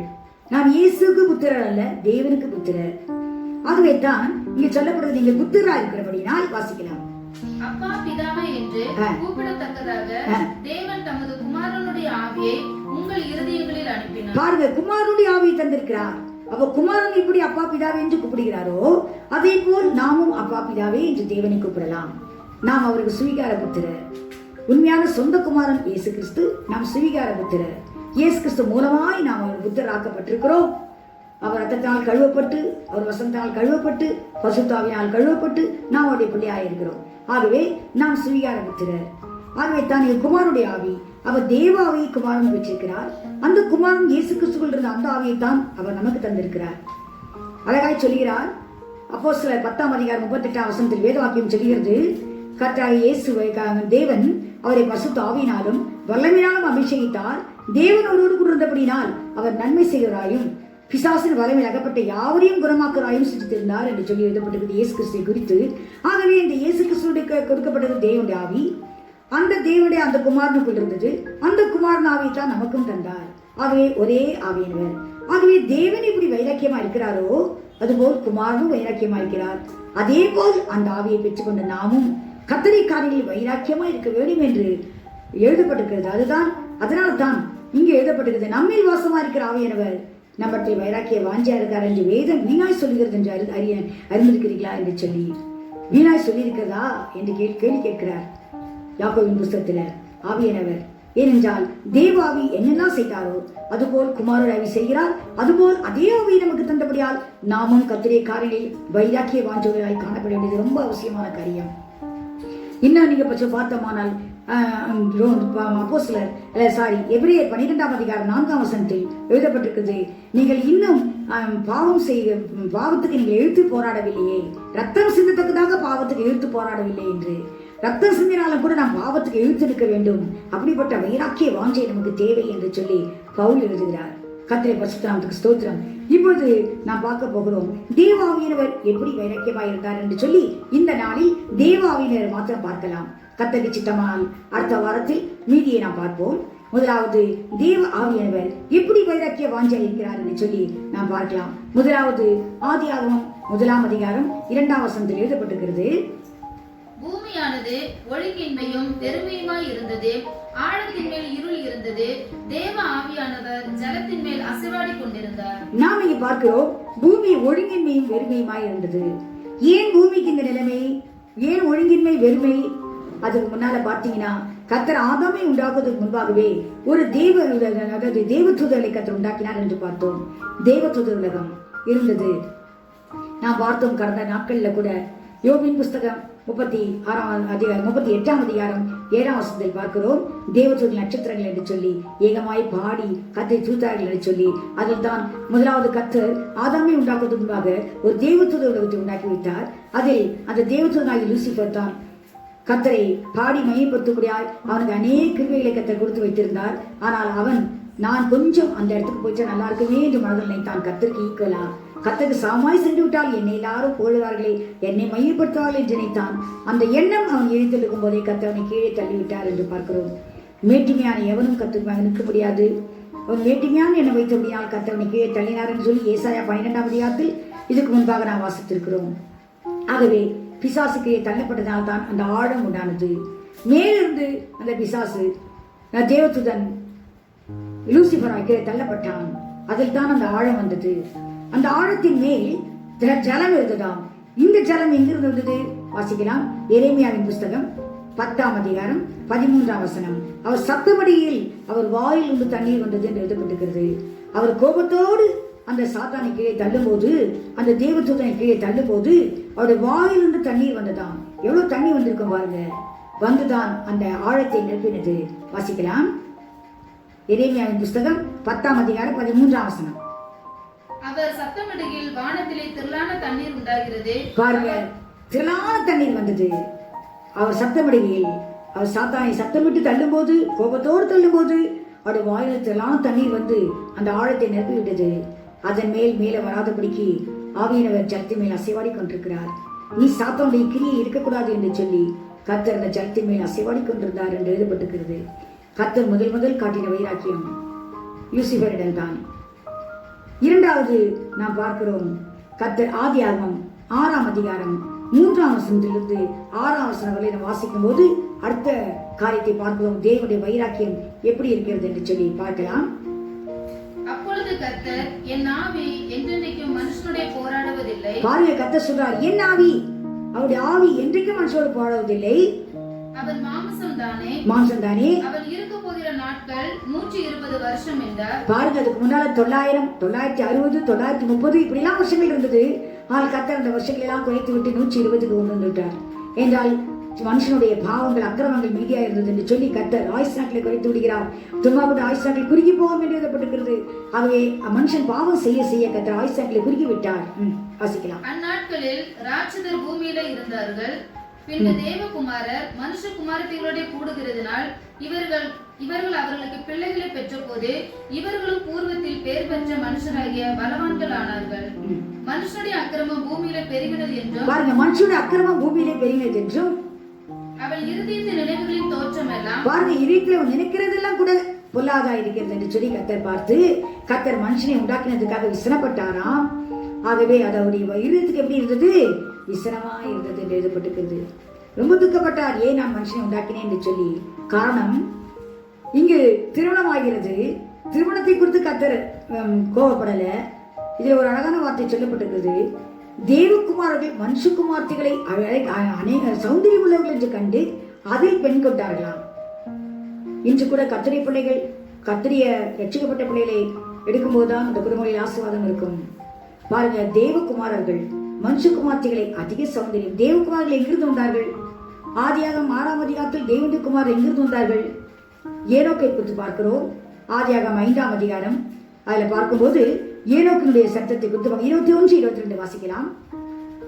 ஆதியாகமம் 5ஆம் அதிகாரம் 21ஆம் வசனம், 22ஆம் வசனம். ஏனோக்கு 65 வயதான போது மெத்துசலாவை பெற்றான். ஏனோக்கு திருமணமாகி மெத்துசலா என்ற ஒரு மகனை பெறுகிறான் 65 வயதில். அதன் பின்பு ஏனோக்கு மெத்துசலாவை பெற்ற பின் 300 வருஷம் தேவனோடு சஞ்சரித்துக் கொண்டிருந்து குமாரரையும் குமாரத்திகளையும் பெற்றான். பாருங்க, தேவனோடு சஞ்சரித்தவன் பெறுகிறான். இது கர்த்தருடைய பிள்ளைகள். கர்த்தரோடு ஊழியம் செய்திருக்கிறான். கர்த்தரோடு இருந்து அவன் குமாரரையும் குமார்த்திகளையும் பெற்றானாம். இவர்கள் தான் தேவகுமாரர்கள், விசுவாசிகள். கர்த்தரை குறித்து, கர்த்தரை வார்த்தையை குறித்து அவள் பேசியிருப்பான். 3 காரியங்களை குறித்து நாம் பார்க்கிறோம். ஏனோக்கை குறித்து வாக் வித் காட் என்று எழுதப்பட்டிருக்கிறது. முதலாவது, அவன் சஞ்சரிக்கிறான், தேவனோடு சஞ்சரித்தான் என்று எழுதப்பட்ட வார்த்தை இங்கிலீஷ் பைபிளில் பார்க்கும்போது வாக் வித் காட். 2 பேர் ஒருணப்படாமல் எப்படி நடக்க முடியும்? கர்த்தரோடு நடந்தானாம், ஏனோக்கு கர்த்தரோடு நடந்தானாம். எப்படி நடக்க முடியும்? 2 பேரும் ஒருணப்பட்டால் மாத்திரம் தான் நடக்க முடியும். இல்லாவிட்டால் ஒவ்வொருத்தரும் ஒரு இடத்துக்கு போயிருப்பாங்க. நான் அங்க வரல, நான் இங்கே போறேன் என்று சொல்லி. ஆனால் அவன் கர்த்தரோடு நடந்தான். அப்படியான கர்த்தரோடு சஞ்சரித்துக் கொண்டிருக்கிறான். ஆகவே அவன் குமாரி குமார்த்திகளையும் பெற்றான் என்று நாம் பார்க்கிறோம். அடுத்தது, அவனை குறித்த சாட்சி விட்னஸ் ஆஃப் காட் என்று எழுதப்பட்டிருக்கிறது. கர்த்தரை குறித்து அவன் சாட்சி கொடுக்கிறவனாய் காணப்பட்டான் ஏனோக்கு. யூதாவின் புஸ்தகம் 14ஆம் வசனத்தில் இயேசு கிறிஸ்து வருகிறார் என்று முதலாவது சொன்னவன் அந்த ஏனோக்கு தான். 1000 10,000 தூதர்களோடு கர்த்தர் வரப்போகிறார், அக்கிரமம் செய்தவர்களுக்கு ஏற்ற தண்டனை கொடுக்கும்படி, கர்த்தர் நியாயம் செய்யும்படி கர்த்தர் வரப்போகிறார் என்று சொல்லி ஒரு நியாய தீர்ப்பை குறித்து கர்த்தர் சொல்கிறான். அந்த ஏனோக்கு கர்த்தரை குறித்து ஒரு சாட்சி கொடுக்கிறான். முதல் கொடுத்தது, ஒருவேளை யூதா ஒரே ஒரு அதிகாரம் தான். யூதா புஸ்தகத்தில் அந்த வசனம் இல்லாவிட்டால் அந்த ஏனோக்குடைய சாட்சியை நாம் அறிய முடியாது. ஆவியானவர் எவ்வளவு அழகா எழுதி வைத்திருக்காரு பாருங்க. முதல் இயேசு கிறிஸ்து வருகிறார் என்று சொன்னவன் அந்த ஏனோக்கு. அவன் பாருங்க தீர்க்கதரிசனமாய் சொல்கிறான். ஆகவே கர்த்தரை குறித்து அவன் சாட்சி கொடுக்கிறான். 3வது, ப்ளீஸ்ட் காட் என்று எழுதப்பட்டிருக்கிறது. 3வது சாட்சி, அவனுடைய கர்த்தருக்கு பிரியமாய் நடந்து கொண்டான். எபிரேயர் 4ஆம் அதிகாரத்தில் 12ஆம் அதிகாரம் 11ஆம் அதிகாரம் 11:4 எழுதப்பட்டிருக்கிறது. அவன் மரிப்பதற்கு முன்பாகவே அவன் எடுத்துக்கொள்ளப்பட்டானாம், காணாமற் போனானாம். ஏனோக்கு காணாமல் போனான். அவன் கர்த்தருக்கு பிரியமானவன் என்று அவன் எடுத்துக்கொள்ளப்படுவதற்கு முன்பாகவே சாட்சி பெற்றான் என்று எழுதப்பட்டிருக்கிறது. அவனால் ப்ளீஸ்ட் காட், கர்த்தரை பிரியப்படுத்தி அவன் எடுத்துக்கொள்ளப்பட்டான். கர்த்தர் மேல் பிரியமா இருந்தபடினா கர்த்தர் அவனை எடுத்துக்கொண்டார். 3 சாட்சிகளை ஏனோக்கின் மூலமாய் நாம் பார்க்கிறோம். இந்த ஏனோக்கின் மூலமாய் வந்தவர்கள் தான் அந்த தேவகுமாரர்கள். அவள் குமாரரையும் பெற்றான், குமார்த்திகளையும் பெற்றான். அந்த நாட்களில் ராட்சதர்கள் இருந்தார்கள் என்று நாம் படித்தோம். அந்த ராட்சதர்கள், அந்த ஆண்கள் இந்த குமார்த்திகளை கல்யாணம் செய்தார்களானால் அவரால் ஒரு சந்ததி வரும், ஒரு மாறுபட்ட சந்ததி. தேவனுக்கு பயந்த சந்ததி வராது. தேவனோடு கூட இருந்தவன் தேவனுடைய குமார் தேவ பிள்ளைகளை பெற்றான் என்று சொல்லும்போது தேவனுக்கு பயந்த ஆண் பிள்ளைகள் பெண் பிள்ளைகளை பெற்றிருக்கிறான். அந்த குமாரரும் குமார்த்திகளும் என்று சொல்லும்போது அந்த குமார்த்திகள் அந்த ராட்சதனோடு திருமணமாகனால் அந்த சந்ததி எப்படி இருக்கும் பாருங்க. பலமான ஒரு சந்ததியா இருக்கும். அது கர்த்தருக்கு பிரியமில்லாத சந்ததியா இருக்கும். கர்த்தர் ஏன் மனுஷனை உண்டாக்கினார் தெரியுமா? மல்கியாவின் புஸ்தகம் 2ஆம் அதிகாரம் 15ஆம் வசனத்தில் எழுதப்பட்டிருக்குது, கர்த்தர் ஏன் ஒருவனை உண்டாக்கினார்? தேவபக்தி உள்ள சந்ததியை பெறும்படிக்கு தானே என்று எழுதப்பட்டிருக்கிறது. கர்த்தருக்கு தேவபக்தியில் ஒரு சந்ததி தேவை. அதுக்காகத்தான் கர்த்தர் ஒருவனை உண்டாக்கினார், ஒரு மனுஷனை உண்டாக்கினார். அவனுடைய சரீரத்திலிருந்தே அந்த மனைவியை உண்டாக்கினார். பாருங்க, வேற எங்கேயும் எடுக்கல. ஒரு வேற இடத்துல இருந்து எடுத்திருந்தா கூட வேற சிந்தை வேற மாதிரி இருந்திருக்கும், வேற ரூபங்கள் வேற மாதிரி இருந்திருக்கும். ஆனால் அவனுடைய எலும்பிலிருந்தே இந்த ஏவாளை உண்டாக்கி கர்த்தர் உண்டாக்கி அவர் 2 பேரையும் சேர்த்து வைத்தார். ஏனென்றால் அவர் ஒரு காரியத்தை விரும்பினார். ஆதாமை உண்டாக்கும் போதே தேவபக்தியுள்ள சந்ததி அவருக்கு தேவை. அவரை நேசிக்கக்கூடிய, அவரை தொழுது கொள்ளக்கூடிய, அவரை பின்பற்றக்கூடிய ஒரு கூட்டம் அவருக்கு தேவை. அதற்காகத்தான் கர்த்தர் உண்டாக்கினார் என்று திட்டமாய் தெளிவாய் வேதம் சொல்கிறது. ஆனால் இங்க மாறுபட்ட ஒரு சந்ததி வரும்போது கர்த்தர் இருத்துக்கு அது விசனமாய் இருந்தது. கர்த்தர் ஏன் மனுஷனை உண்டாக்கினேன் என்று விசனப்பட்டார். அது ஒரு துக்கமாய் இருந்தது. உடனே கர்த்தர் பார்த்தார், ஜலப்பிரளயத்தை வரவழைத்து எல்லாரையும் அழித்து போட்டார். என பார்த்தா இன்னொரு ரகசியம், அந்த நாட்களில் கர்த்தர் நோவாக்கு மாத்திரம் கர்த்தரை கண்ணில் தயவு கிடைத்தது என்று சொல்லி அதே அதிகாரம் 9ஆம் வசனத்தில் எழுதப்பட்டிருக்கிறது. ஏனென்றால் நோவாவும் தேவனோடு சஞ்சரித்தான் என்று போடப்பட்டிருக்கிறது. அவனும் ஒருவேளை குடும்ப வாழ்க்கை செய்து கொண்டதாலும் அவன் தேவனோடு சஞ்சரித்துக் கொண்டிருக்கிறான். அவனும் கர்த்தரோடு இருந்தபடியால் அவனுடைய 3 பிள்ளைகளையும் அந்த பிள்ளையுடைய மனைவிகளை மாத்திரம் கர்த்தர் பேழைக்குள் பிரவேசிக்க செய்து அவர்களை மாத்திரம் காப்பாற்றினார். மற்றவர்கள் எல்லாரையும், இந்த மாம்ச சிந்தை வைத்திருக்கிற எல்லாரையும் கர்த்தர் அழித்து போட்டார். பாருங்க, வேறு ஒருவரும் அந்த பேழைக்குள் பிரவேசிக்கவில்லை. எல்லாரும் அழிக்கப்பட்டார்கள் ஜலப்பிரளயத்தினாலே. ஆனால் தேவனோடு சஞ்சரித்துக் கொண்டிருந்த சந்ததியை மாத்திரம் கர்த்தர் காப்பாற்றினார். காரணம், அவர் அதை விரும்பினார். தேவபக்தியுள்ள சந்ததியை அவரை கர்த்தர் அவரை காப்பாற்றுகிறார். அப்புறம் கர்த்தர் எப்படிப்பட்ட ஒரு வைராக்கியம் உள்ள தேவன் பாருங்க. 2வது கர்த்தர் செய்தது, மற்ற எல்லாரையும் ஜலப்பிரளயத்தால் கர்த்தர் அழித்து போட்டார். 40 நாட்கள் நமக்கு தெரியும், ஜலம் மழையும் ஓயாமல் பெய்தது. பூமியில ஊற்றுக்கண்களெல்லாம் திறந்தது. கீழிருந்தும் தண்ணீர், மேலிருந்தும் தண்ணீர். ஆகவே எல்லாம் நிறைந்திருந்தது 40 நாட்கள். அந்த தண்ணீர் வச்ச எவ்வளவு நாட்கள் ஆனது தெரியுமா? 150 நாட்கள் ஆனதாம் இந்த தண்ணீர் வச்ச முடியாய். ஏறக்குரிய 5 மாதங்கள் அந்த தண்ணீர் வச்சதாக. இப்பொழுது நான் பார்க்கிறோம், மழை பெய்து ஒரு 2 நாள்ல வத்திருது தண்ணி, இல்ல சில இடங்கள சேரு.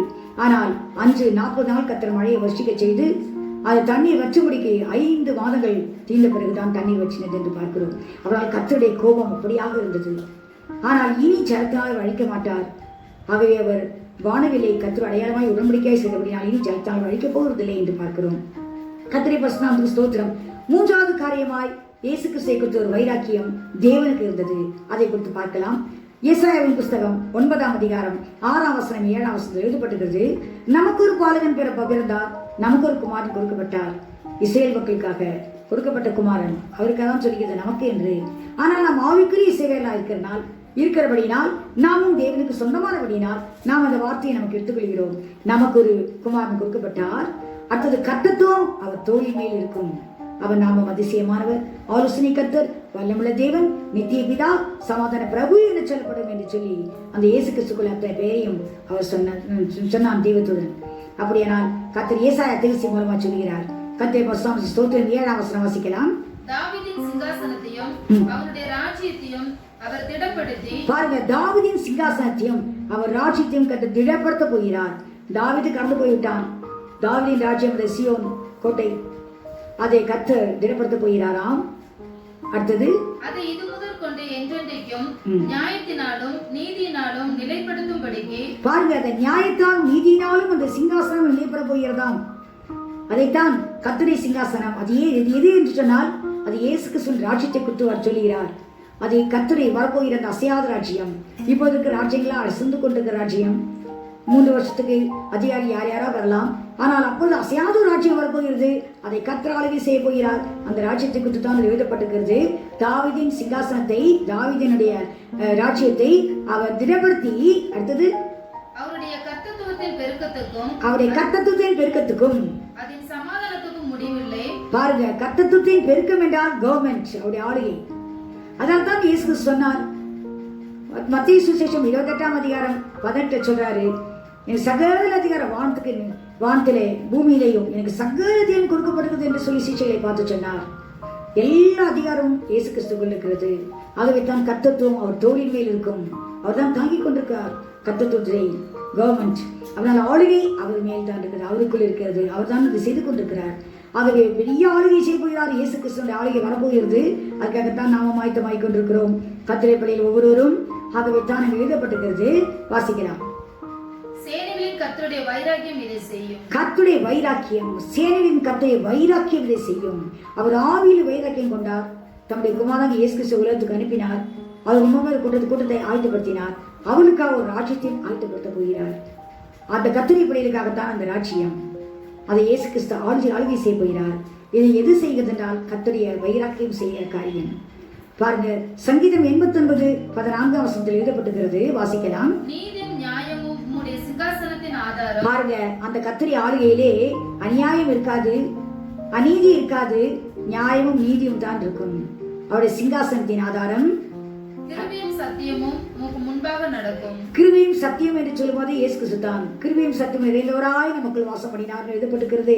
அவருடைய ராஜ்யத்தில் கிருபையும் இருக்கும், சத்தியம் இருக்கும், உண்மை இருக்கும், அவருடைய கிருபை இருக்கும், அதோடு கூட நீதியும் நியாயமும் இருக்கும். அது தேவனுடைய ராஜ்யம் தான். அது 97 சங்கீதம் 2 வசனம். மேகமும் அந்தாரமும் அவரை சூழ்ந்திருக்கிறது, நீதியும் நியாயமும் அவருடைய சிங்காசனத்தின் ஆதாரம். பாருங்க, நீதியும் நியாயமும் அவருடைய சிங்காசனத்தின் ஆதாரம். அப்படிப்பட்ட ஒரு நியாயமுள்ள ஒரு ஆட்சி வரப்போகிறது. அது தேவனுடைய ஆட்சி, கர்த்தருடைய ஆட்சி. கர்த்தர் தான் ஆளுகை செய்ய போகிறார் இயேசு கிறிஸ்து. ஆகவே தான் பிறக்கும் போதே அவருக்கு இப்படிப்பட்ட ஒரு சாட்சி, கர்த்தத்துவம் அவர் தோளின் மேல் இருக்கும். அவர் ஆளுகைக்குரியவர்.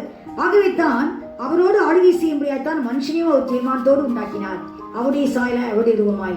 ஆகவே தான் மனுஷன் விழுந்து போகும்போது கர்த்தர் மிகவும் துக்கப்படுகிறார். ஏனென்றால் அவன் ஆண்டு கொள்ள வேண்டும் என்று கர்த்தர் தான் அவனை உண்டாக்கினார். நாம போன வாரம் கூட பார்த்தோம், ஆதியாகமம் 1 அதிகாரத்தில் அவள் ஆணின் பெண்ணுமாய் உண்டாக்கினார், ஆளுகை செய்ய முடியாது. அவர் எல்லாவற்றையும் உண்டாக்கி சகல சிருஷ்டிகளை உண்டாக்கி இவளை ஆளுகை செய்யுங்கள் என்று உண்டாக்கினார். என்றால் அவர் ஆளுகை செய்கிறவர், அவரோடு அவருடைய பிள்ளைகளும் ஆளுகை செய்ய வேண்டும் என்று சொல்லி. கர்த்தருடைய பரிசுத்தத்துக்கு ஸ்தோத்திரம். தானியேலின் புஸ்தகம் 2 அதிகாரம் 44 வசனத்தில் வாசிக்கலாம். அதுக்கு முன்பாக அந்த வசனம் வாசிக்கிறதுக்கு முன்பாக அந்த இன்சன்ஸை நான் சொல்லுகிறேன். நேபுகாத்நேச்சார் ஒரு சொப்பனம் பார்த்தான். பார்த்ததுடன் அவனுக்கு இந்த சொப்பனத்தை மறந்து விட்டான். உடனே மறந்து விட்ட உடனே அவனுக்கு ஒரு பெரிய ஒரு அங்கலாய்ப்பு. ஏனென்றால் அந்த நாட்களில் தேவன் இந்த ராஜாக்களுக்கு வரப்போற காரியங்களை வெளிப்படுத்தி கொடுப்பார். அப்படித்தான் வரப்போற பஞ்சத்தை அந்த ராஜாவுக்கு வெளிப்படுத்தி கொடுத்துதான் யோசேப்பு அந்த பஞ்சத்தை அதை நிவர்த்தி செய்கிறான். அதோட அர்த்தத்தை சொன்னான் என்று நமக்கு தெரியும்.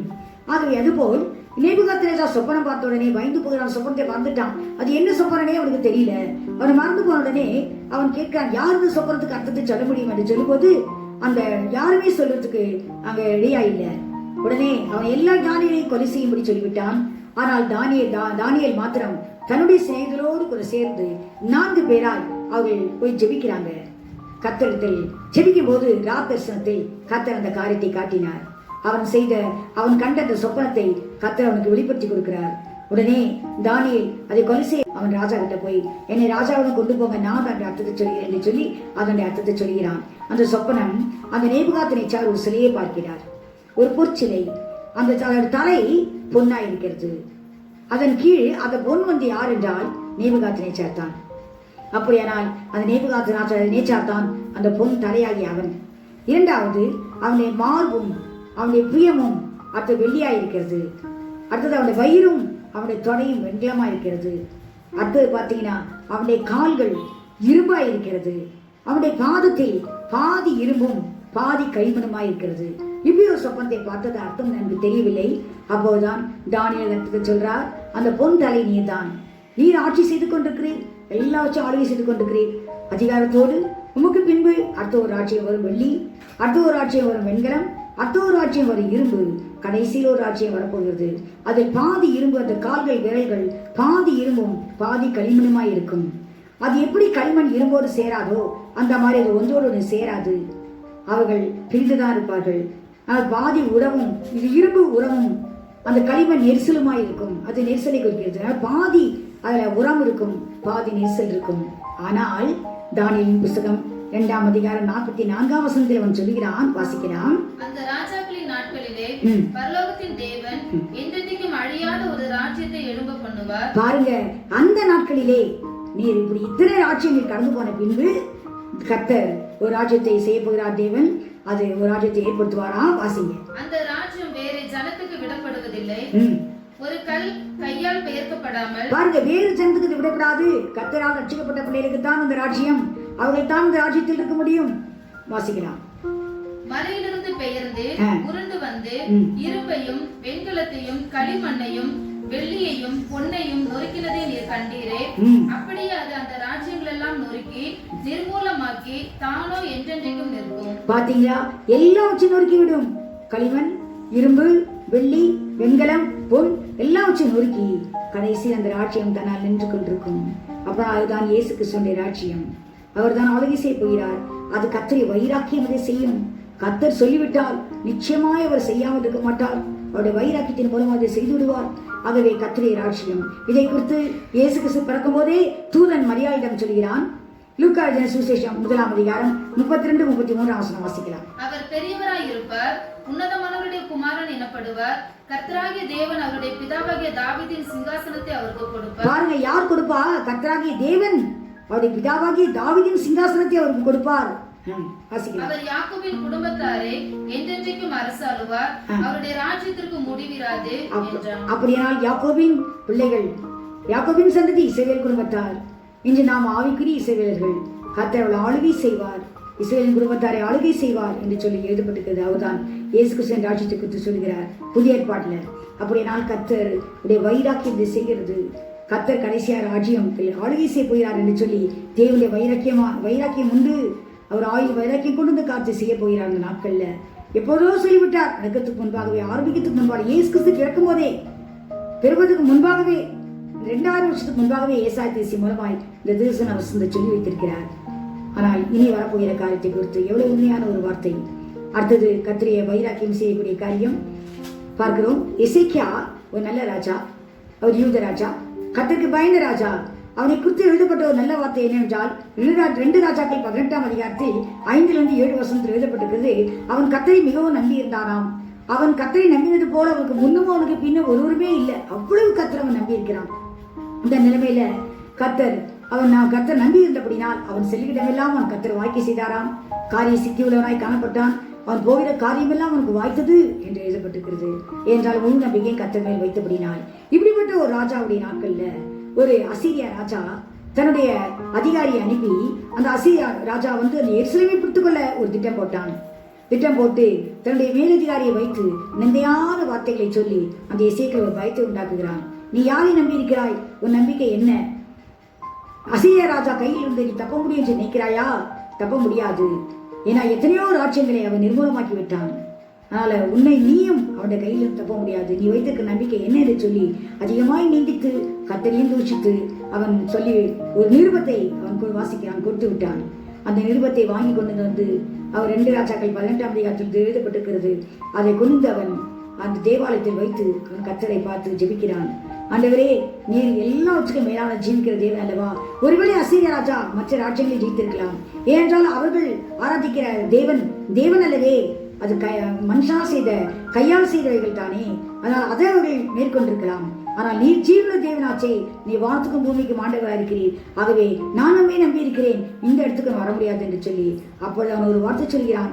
2 ராஜாக்கள் 19ஆம் அதிகாரத்தில் 21-22 அவன் ஒரு வார்த்தை சொல்கிறான். கர்த்தர் சொல்லித்தான் நான் இங்கே வந்தேன். வாசிக்கலாம் 22ஆம் வசனத்துல. யாரை நிந்தித்து தூஷித்தாய்? யாருக்கு விரோதமாய் உன் சத்தத்தை உயர்த்தினாய்? நீ இஸ்ரவேல் பரிசுத்தருக்கு விரோதமாய் அல்லவோ? பாருங்க, கர்த்தருக்கு விரோதமாய் அவன் சத்தத்தை உயர்த்திருக்கிறான். எசேக்கியேல் சொன்னது, எசேக்கியேல் கர்த்தரை நோக்கி அவையை மட்டும் கூப்பிடும்போது கர்த்தர் வந்து ஏசாயா மூலமா இந்த வார்த்தைகளை சொல்கிறார். அந்த அசீரியா ராஜாவுடைய அனுப்பின ரப்சாக்கேக்கு வாசிக்கலாம். உன் கண்களை மேட்டுமையாக ஏறெடுத்தாய், உன் ஸ்தானாதிபதிகளை கொண்டே நீ ஆண்டவரை நிந்தித்து, என் ரதங்களினால் திரளினாலே நான் மலைகளின் கொடுமுடிகளுக்கும் லீபனோனின் சிகரங்களுக்கும் வந்து ஏறினேன். அதில் உயரமான கேதுரு மரங்களையும் உச்சிதமான தேவதாரு விருட்சங்களையும் நான் வெட்டி, அதன் கடையாந்தர தாபரம் மட்டும் அதன் செழுமையான வனம் மட்டும் வருவேன் என்றும், நான் அந்நிய தேசங்களில் கிணறு வெட்டி தண்ணீர் குடித்தேன். என் உள்ள கால்களினால் அரணிப்பான இடங்களின் அகழிகளை எல்லாம் வரலவும் பண்ணினேன் என்றும் சொன்னாய். நீ சொன்னியே, நீ செய்த பெருமையான காரியங்களை சொல்லிக் கொண்டிருக்கிறாயே. கர்த்தர் சொல்றார், நான் காலத்துக்கு முன் அதை நியமித்து பூர்வ நாட்கள் முதல் அதை திட்டம் பண்ணினேன் என்பதை நீ கேட்டதில்லையோ? இப்போது நீ அரணான பட்டணங்களை பாழான மேடுகள் ஆக்கும்படிக்கு, மண் மேடுகள் ஆக்கும்படிக்கு நானே அதை சம்பவிக்க பண்ணினேன். நீ செய்த காரியம் நீ செய்யவில்லை, நான் உன்னை கொண்டு செய்த காரியம். நான் முதலே அதை தீர்மானம் செய்திருந்தேன், அப்படி செய்ய வேண்டும் என்று சொல்லி, ஆகவே நான் செய்தேன் என்று கர்த்தர் சொல்கிறார். அது மாத்திரமல்ல, 27ஆவது வசனத்தை வாசிக்கலாம். உன் இருப்பையும் உன் போக்கையும் உன் வரவையும் நீ எனக்கு விரோதமாய் கொந்தளிக்கிறதையும் அறிவேன். நீ எனக்கு விரோதமாய் கொந்தளித்து வீரியம் பேசினது என் செவிகளில் ஏறினபடியினால் நான் என் துரட்டை உன் மூக்கிலும் என் கடிவாளத்தை உன் வாயிலும் போட்டு நீ வந்த வழியே உன்னை திருப்பிக் கொண்டு போவேன் என்று அவனை குறித்து சொல்லுகிறார். பாருங்க, ஏசாயா மூலமாய் கர்த்தர் சொல்கிறார், அவன் கர்த்தர் மூலமாய் பேசினான், ஆகவே கர்த்தர் திருப்பி கொண்டு போகிறார். வாயில போட்டு அவருடைய கடிவாளத்தை வாயில போட்டு அவருடைய மூக்கிலே அவருடைய வீரியம் பேசினபடினாலே துரட்டை அவன் மூக்கிலே போட்டு கர்த்தர் வந்ததுமாய் நான் அனுப்பேன் சொன்னார். அவனுக்கு ஒரு அடையாளம் கர்த்தர் சொல்கிறார். அதை வாசிக்கலாம். 29-31. உனக்கு அடையாளமாய் இருப்பது என்னவென்றால், இந்த வருஷத்திலே தப்பி பயிராகிறதையும் 2ஆம் வருஷத்திலே தானாய் விளைகிறதையும் சாப்பிடுவீர்கள். 3ஆம் வருஷத்திலோ விதைத்து அறுத்து திராட்சை தோட்டங்களை நாட்டி அவைகளின் கனிகளை புசிப்பீர்கள். பாருங்க, கர்த்தர் சொல்றாரு, இதெல்லாம் அவனுக்கு அடையாளமாய் நடக்கும். யூதா வம்சத்தாரில் தப்பி மீந்திருக்கிறவர்கள் மறுபடியும் கீழே வேர் பற்றி மேலே கனி கொடுப்பார்கள். அப்புறம் யூதா வம்சத்தார் என்று சொல்லும்போது ராஜாக்கு ஒன்று வராது, எசேக்கியேல் யாரும் தொட முடியாது. அந்த யூதா வம்சத்தை அவன் ஆண்டு கொண்டிருக்கிறான், யூதர்களை. ஆகவே யூத ராஜா அவன். ஆகவே அந்த ஜனங்களுக்கு எதுவும் நேரிட முடியாது, அவர்கள் ஆஸ்வதிக்கப்பட்டவர்கள் தான். மீதியா இருக்கிறவர்கள் எருசலேமிலும் தப்பினவர்கள் சீயோன் மலையிலும் இருந்து புறப்படுவார்கள். சேனைகளுடைய கர்த்தரின் வைராக்கியம் இதை செய்யும். அப்படியாக அந்த ராஜா சொன்னபடி எதுவும் நடக்க போகிறதில்லை, எல்லாம் மாறாக நடக்க போகிறது. கீழே வேர் பற்றி மேலே கனி கொடுக்க போறாங்க அப்படின்னு செழிப்பாக போறாங்க. அவனை யாரையும் நாசப்படுத்த முடியாது. அவன் வந்த வழியே அவனை நான் அனுப்ப போகிறேன் என்று கர்த்தர் சொன்னாராம் ஏசாயா மூலமாய். ஆகையால் அது அடுத்த வருஷம் வாசிக்கலாம் 32 ஆகையால் கர்த்தர் அசரியா ராஜாவை குறித்து, அவன் இந்த நகரத்திற்குள் பிரவேசிப்பதில்லை, இதன் மேல் அம்பு எய்வதும் இல்லை. பாருங்க, பிரவேசிக்க மாட்டான், அம்பு எய்ய மாட்டான். இதற்கு முன் கேடகத்தோட வருவதும் இல்லை, இதற்கு எதிராக கொத்தளம் போடுவதும் இல்லை. அவன் இந்த நகரத்திற்குள் பிரவேசியாமல் தான் வந்த வழியை திரும்பி போவான். என் நிமித்தமும் என் தாசனாகிய தாவீது நிமித்தமும் நான் இந்த நகரத்தை ரட்சிக்கும்படிக்கு இதற்கு ஆதரவா இருப்பேன் என்பதை கர்த்தர் உரைக்கிறார் என்று சொல்லி அனுப்பினான். பாருங்க, உடனே கர்த்தர் சொல்றாரு, நான் இந்த ஜனங்களுக்கு உங்களுக்கு இந்த தேசத்துக்கு நான் ஆதரவா இருப்பேன், அவன் எதுவும் செய்ய முடியாது என்று கர்த்தர் சொல்கிறார். அவன் சொல்லும்போது கர்த்தர் என்ன சொல்றாரு, என் நிமித்தம் என் தாசனாகி தாவீது நிமித்தம் நான் இந்த நகரத்தை ரட்சிக்கும்படிக்கு இதற்கு ஆதரவாய் இருப்பேன். கர்த்தர் அவன் சேதப்படுத்த முடியாது என்று கர்த்தர் சொல்கிறார். அந்த ராத்திரியிலே அவன் புறப்பட்டு செல்கிறான். அவனுடைய 2 பிள்ளைகளும் அன்று ராத்திரியே கர்த்தர் தூதனை அனுப்பினார். அவன் 185,000 பேரை கொன்று போட்டான். காலையில பார்க்கும்போது அவங்கள பிரேதங்களா இருந்தார்களாம். அதன் பின்பு அவன் தன்னுடைய கோயிலுக்கு போனானாம். அங்கு அவனுடைய சொந்த பிள்ளைகளை அவனை கொன்று போட்டார்கள் என்று பார்க்கிறோம். பாருங்க, அப்படியால் கர்த்தரை வைராக்கியமான காரியம் எதை செய்கிறது? கர்த்தர் நிச்சயமாய் இந்த காரியத்தை செய்கிறார் என்று சொல்லி பார்க்கிறோம். கர்த்தரை வைராக்கியம் பெரிய பெரிய காரியங்களை செய்கிறது. எரேமியாவின் எசேக்கியேலின் புஸ்தகம் 39ஆம் அதிகாரம் 23-26 வரை வாசிப்போம். அதுக்கு முன்பாக நாம் பார்க்கிறோம், இஸ்ரேல் மக்களை கர்த்தர் எப்படி கானான் தேசத்துக்கு கொண்டு போனார் என்று நமக்கு நன்றாக தெரியும். எகிப்து தேசத்தில் அடிமையாக இருந்தார்கள். அவர்கள் பார்வோனால் ரொம்ப கஷ்டப்பட்டார்கள். அதிகமாய் கஷ்டப்படும் போது பெருமூச்சு விட்டு கர்த்தர் அழுதார்கள். அழுதும்போது கர்த்தர் அவருடைய பெருமூச்சை கேட்டு மோசையை அனுப்பி கர்த்தர் விடுதலை பண்ணி அவரை 40 வருஷம் வராது சிவந்த சமுத்திரம். அதன் பின்பு அவர்கள் போன வனாந்திர வழியெல்லாம் கர்த்தர் அவளுக்கு அக்னிஸ்தமும் மேகஸ்தமாயிருந்து அவளை பாதுகாத்து அவளுக்கு மன்னாவை கொடுத்து கண்மலையிலிருந்து தண்ணீரை கொடுத்து அவளை பத்திரமாய் கர்த்தர் கொண்டு போனார். அவளை போஷித்தார், அவளை காப்பாற்றினார். அவர் ஒரு தகப்பை போல அவளை 40 வருஷம் நடத்தினார். அவளுக்கு விரோதமாய் வந்த 31 ராஜாக்கள் வந்தார்கள். எல்லாரையும் கர்த்தர் அவளை எதிர்க்கும்படி ஜெயிக்கும்படி கர்த்தர் கிருபை செய்தார். எல்லாத்தையும் செய்த பிறகு கடைசியா அவளை கொண்டு போய் கானான் தேசத்தில் சேர்த்தார்.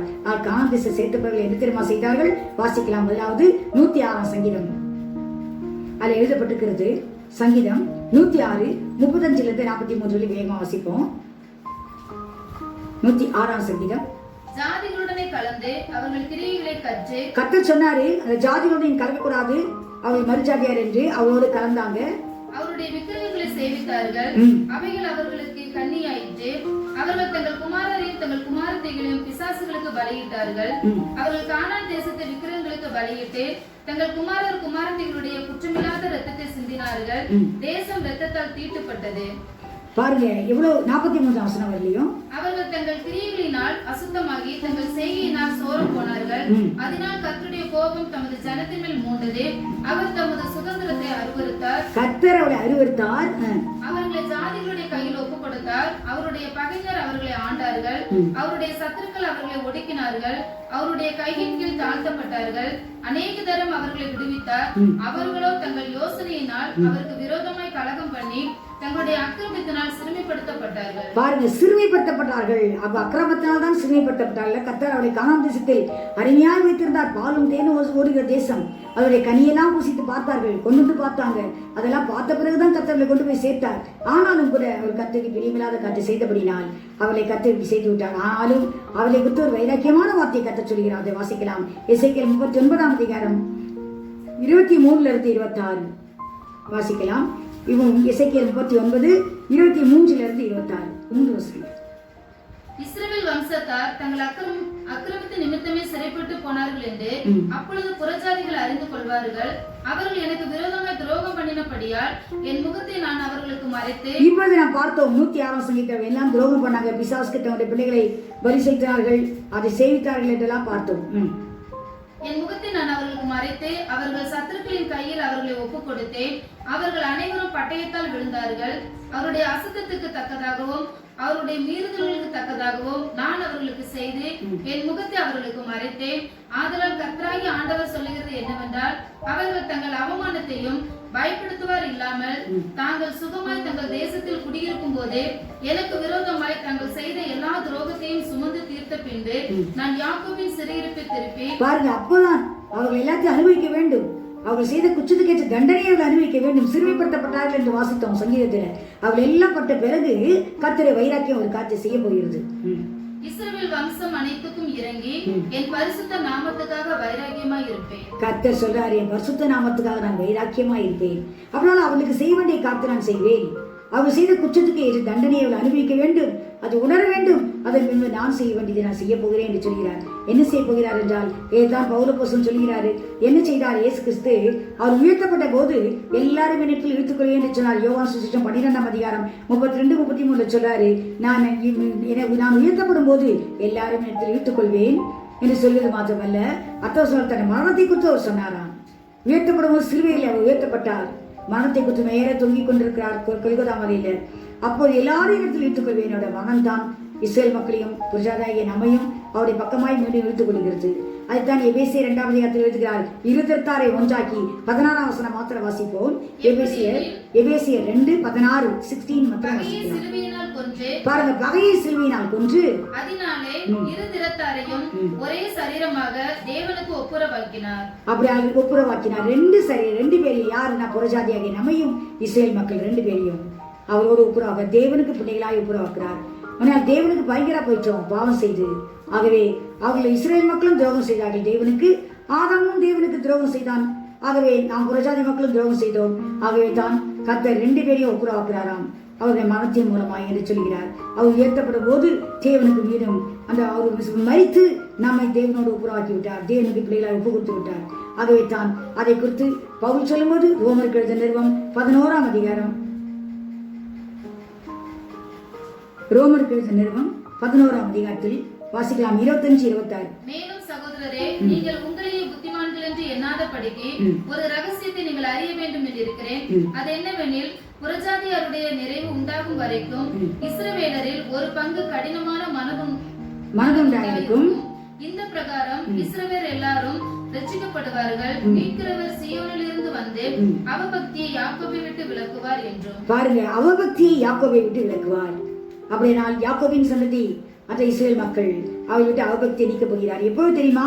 புறஜாதியுடைய நிறைவு பூர்ணமாகும் போது, நம்மை ரட்சித்து முடித்த பிறகுதான். கடைசி மனுஷன் ரட்சிக்கப்பட்ட பின்பு புறஜாதியர்கள் கர்த்தர் யாரை வைத்திருக்கிறாரோ அவன் ரட்சிக்கப்பட்ட பின்புதான் அந்த யூதர்களுடைய அந்த இஸ்ரேல் மக்களுடைய கண்கள் திறக்கப்படும். அதன் பின்புதான் கர்த்தர் அவளுக்கு காரியத்தை செய்வார். இது கர்த்தரை வைராக்கியம் செய்யக்கூடிய காரியம். ஏன் கர்த்தர் இப்படி செய்கிறார் என்றால், நம்மை ரட்சிக்க வேண்டும், நமக்கு ஒரு சான்ஸ் கொடுக்கணும் தான் அவருடைய கண்களை குண்டாக்கி நம்மை ரட்சித்தார். ஆகவே நம்முடைய நிறைவு பூர்ணமான உடனே கர்த்தர் அவருடைய கண்களை திறப்பார், அவர்கள் ரட்சிக்கப்படுவார்கள். ஆகவே தான் கர்த்தரை வைராக்கியம் இதை செய்யும் என்று ஒரே ஒரு காரியத்தை பார்க்கலாம். யோவேல் தீர்க்கதரிசியின் புஸ்தகத்தில் 1 அதிகாரத்தில் நாம் பார்க்கிறோம். தேசத்தில் பஞ்சம் வந்தது. தேசம் என்றால் நாம் சபையை கூட சொல்லலாம். திராட்சரசம் இல்லை, பலியிட ஆடு மாடுகள் இல்லை என்றெல்லாம் சொன்னார். அவ பலி இல்லை. இப்போது இருக்கிற நிலைமையை நாம் பார்க்கும்போது இந்த கொரோனா டைம்ல கர்த்தருக்கு பலி செலுத்த முடியவில்லை. கர்த்தருக்கு பலி செலுத்துக்கு தான் ஆராதனை என்று அதான் புத்தியுள்ள ஆராதனை என்று ரோமருக்கு எழுதின 12 அதிகாரம் 2 வசனம் சொன்னாரு. முதல் 2 வசனத்துல இதுதான் நீங்கள் புத்தியுள்ள ஆராதனை என்று இசைத்தக்க புத்தியுள்ள ஆராதனை. நம்முடைய சரீரத்தை ஜீவபலியாக கர்த்தருக்காக படைக்கிறது தான். ஆனால் படைக்க முடியாத ஒரு நிலைமை. ஆனாலும் கூட கர்த்தர் சொல்கிறார், இப்படிதான் அன்று இருந்தது இஸ்ரேல் மக்கள் தேசத்தில் எல்லாம் பஞ்சம் இருந்தது. அந்த பஞ்சம் தீர வேண்டுமானால் 2ஆம் அதிகாரத்தில் சொல்கிறார், 12ஆம் வசனத்திலிருந்து சொல்கிறார். முதலாவது அவர் சொல்கிறார், வஸ்திரத்தை கிழிக்க வேண்டாம், இறைத்தை கிழியுங்கள். ஏன் இறைத்தை கிழிக்க வேண்டும், வஸ்திரத்தை கிழிக்க வேண்டும் என்றால், 12 நாட்களில் உபாசம் என்றால் வஸ்திரத்தை கிழித்துக் கொள்வார்கள், ரெட்டை உடுத்துக் கொள்வார்கள், தலையிலே சாம்பலை போட்டுக்கொண்டு சாம்பல் உட்கார்ந்து கொள்வார்கள். இதுதான் பழைய நாட்களின் உபாசம். இருதயம் மாற்றப்படாது. வெளியரங்கமான காரியங்கள் தான் தோற்றம் பார்க்கும்போதே உபாசத்தை வெளிப்படுத்தும். உபாசிக்கிறார்கள் என்பதை வெளிப்படுத்தும். வஸ்திரத்தை கிழித்து சாம்பலில் உட்கார்ந்து சாம்பலை தலையின் மேல் போட்டுக்கொண்டு உட்கார்ந்து கொண்டிருப்பார்கள், ரெட்டை உடுத்திக் கொண்டு. ஆனால் இருதயம் பழையபடிதான் இருக்கும். அதுதான் கர்த்தர் சொல்கிறார், வஸ்திரத்தை அல்ல இறைத்தை கிழித்து கர்த்தர் சமூகத்தில் திரும்புங்கள் என்று சொல்கிறார். வாசிக்கலாமா? 12ஆம் வசனத்திலிருந்து வேகமா வாசிப்போம். ஆதலால் நீங்கள் இப்பொழுதே உபவாசத்தோடும் அழுகையோடும் புலம்பலோடும் உங்கள் முழு இருதயத்தோடும் என்னிடத்தில் திரும்புங்கள் என்று கர்த்தர் சொல்கிறார். நீங்கள் உங்கள் வஸ்திரங்களை அல்ல உங்கள் இருதயங்களை கிழித்து உங்கள் தேவனாகிய கர்த்தரிடத்தில் திரும்புங்கள். அவர் இரக்கமும் மன உருக்கமும் நீடிய சாந்தமும் மிகுந்த கிருபையும் உள்ளவர். அவர் தீங்குக்கு மனஸ்தாபப்படுகிறவருமாய் இருக்கிறார். நினிவே பட்டணத்தில் தீங்குக்காக மனஸ்தாபப்பட்ட தேவன் அவர் மனம் திரும்பும் போது கர்த்தர் தீங்குக்கு மனசாப்பட்டு தாம் செய்ய தீங்கை செய்யாதிருந்தார், காப்பாற்றினார். 40 நாட்கள் தான் உண்டு நினைவை கவிழ்க்கப்படும் என்று சொல்லும் போது ராஜா முதல் கொண்டு அடிமை வரையிலும் எல்லாரும் கர்த்தரிடத்தில் மனம் திரும்பி வரும்போது கர்த்தர் தீங்கை செய்யாமல் இருந்தாரே, அது போல அவர் செய்வார். வாசிக்கலாம். ஒருவேளை அவர் திரும்பி மனஸ்தாபப்பட்டு உங்கள் தேவனாகிய கர்த்தருக்கு போஜன பலிகளையும் பான பலிகளையும் செலுத்துகிறதற்கான ஆசீர்வாதத்தை தந்தருளும். ஒருவேளை கர்த்தர் செழிப்பாக்கலாமே, மீண்டும் பழைய நம்மை கொண்டு வரலாமே, ஆலயத்துக்கு சென்று கர்த்தரை மையப்படுத்துறதுக்கு கர்த்தர் ஒரு வழியை திறந்து கொடுக்கலாமே நமக்கு. சீயோனிலே எக்காலம் ஊதுங்கள், பரிசுத்த உபவாச நாளை நியமியுங்கள். சீயோனிலே எக்காலம் ஊதுங்கள் என்றால் சொன்னால் அவளுக்கு அறிமுகப்படுத்துங்கள், இதை செய்ய வேண்டும் என்று சொல்லுங்க. சீயோன் என்று சொல்லும்போது தேவ பிள்ளைகள் தேவ மத்தியில் சொல்லுங்க, நாம் ஜெயிப்போம், நாம் கர்த்தரை தேடுவோம் என்று சொல்லுங்கள் என்று சொல்கிறார். விசேஷித்த ஆசரிப்பை கூறுங்கள், ஜனத்தை கூட்டுங்கள், சபையை பரிசுத்தப்படுத்துங்கள். பாருங்க, சபையை பரிசுத்தப்படுத்துங்கள்.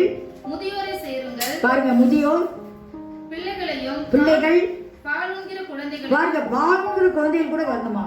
மணவாளன் தன் அறையையும். பாருங்க, புதுசா கல்யாணம் பண்ணி வரவங்க அவங்க போன தடவைலாம் நம்ம பார்க்கிறோம் வசனங்கள்ல, புதுசா கல்யாணம் பண்ணவங்க சண்டைக்கு கூட போக வேண்டாம் என்று. ஆள் கர்த்தரை தேடுவதற்கு மணவாளன் மனைவியை விட்டு வரணுமா, மணவாட்டி அறையை விட்டு வரணுமா? எல்லாரும் ஒருத்தர் கூட தடை இல்லை, எல்லாரும் வந்து கர்த்தரை தேடுங்கள். கர்த்தரின் பணிவிடைக்காரராகிய ஆசாரியர்கள், அது மாத்திரமல்ல ஊழியக்காரரும். கடைசியில ஜனங்கள் எல்லாரும் வந்த பின்பு ஊழியக்காரர் வர வேண்டும். பணிவிடைக்காரரும் பலிபீடத்துக்கும் மண்டபத்துக்கும் இடையே வாசிக்கலாம். நடுவே அழுது கர்த்தாவே, நீர் உமது ஜனத்தை தப்பவிட்டு புறஜாதிகள் அவர்களை பழிக்கும் நிந்தைக்கு உமது சுதந்திரத்தை ஒப்புப்படாதிரும். உங்கள் தேவன் எங்கே என்று புறஜாதிகளுக்குள்ளே சொல்லப்படுவானேன் என்பார்கள். தாவீது கேட்கிறான், உன் தேவன் எங்கே என்று சொல்றது எனக்கு மிகவும் வேதனையா இருக்குது என்று சொல்லி. ஆனா அங்கே சொல்றாரு, அதான் அப்படி நம்ம சொல்லாதபடிக்கு வாசிக்கலாம். அப்பொழுது கர்த்தர் தமது தேசத்துக்காக வைராக்கியம் கொண்டு தமது ஜனத்தை கடாட்சிப்பார். அப்பொழுது தேவன் தம்முடைய தேசத்துக்காக வைராக்கியம் பாராட்டுவார். தேசம் என்றால் சபை, சபைக்காக கர்த்தர் வைராக்கியம் பாராட்டுவார். அவள் இந்த கொரோனா நேரத்துல நாம் ஜெபிக்க வேண்டியது அவசியம். கர்த்தர் ஆலோசனை கொடுக்கிறாரு. ஆவியினர் வைராக்கிய வாஞ்சியா இருக்கிறார் நம்மை குறித்து. ஆகவே தேவனுடைய வைராக்கியம் இதை செய்யும். அவை இதுவரையிலும் நாம் பார்த்த காரியங்களா தேவனுடைய வைராக்கியத்தோடு செய்கிற காரியங்கள், ஆவியினர் செய்கிற காரியம். ஆகவே கர்த்தர் இதை செய்ய முடியாது. நாமும் ஜெபிக்கும் போது, கர்த்தர் திரும்பும் போது, எல்லாரும் சேர்ந்து கர்த்தரை பார்க்கும் போது மீண்டும் தேசத்துக்கு சேமத்தை கொடுத்து அதுள்ள செழிப்பு குறைகள் எல்லாம், அது உள்ள காரியங்கள், குறைவான காரியங்கள் எல்லாம் கர்த்தர் எடுத்து போட்டு செழிப்பை உண்டாக்கி கர்த்தர் மையப்படுவார். கர்த்தர் அவசரம் நமக்கு ஆசீர்வதித்து கொடுப்பார். கர்த்தருக்கு சித்தமானால் அடுத்த வாரத்தில் குமாரனுடைய வைராக்கியத்தையும், அடுத்தது நாம் எப்படி வைராக்கியமாக இருக்க வேண்டும் என்பதையும் கொடுத்து நாம் பார்க்கலாம். கர்த்தர் இந்த வசனங்களை நமக்கு ஆசீர்வதித்து கொடுக்க நாம் ஜெபம் பண்ணலாம், பாடுவோம். இப்பொழுது ஒரு பாட்டை பாடி நாம் ஜெபிக்கலாம்.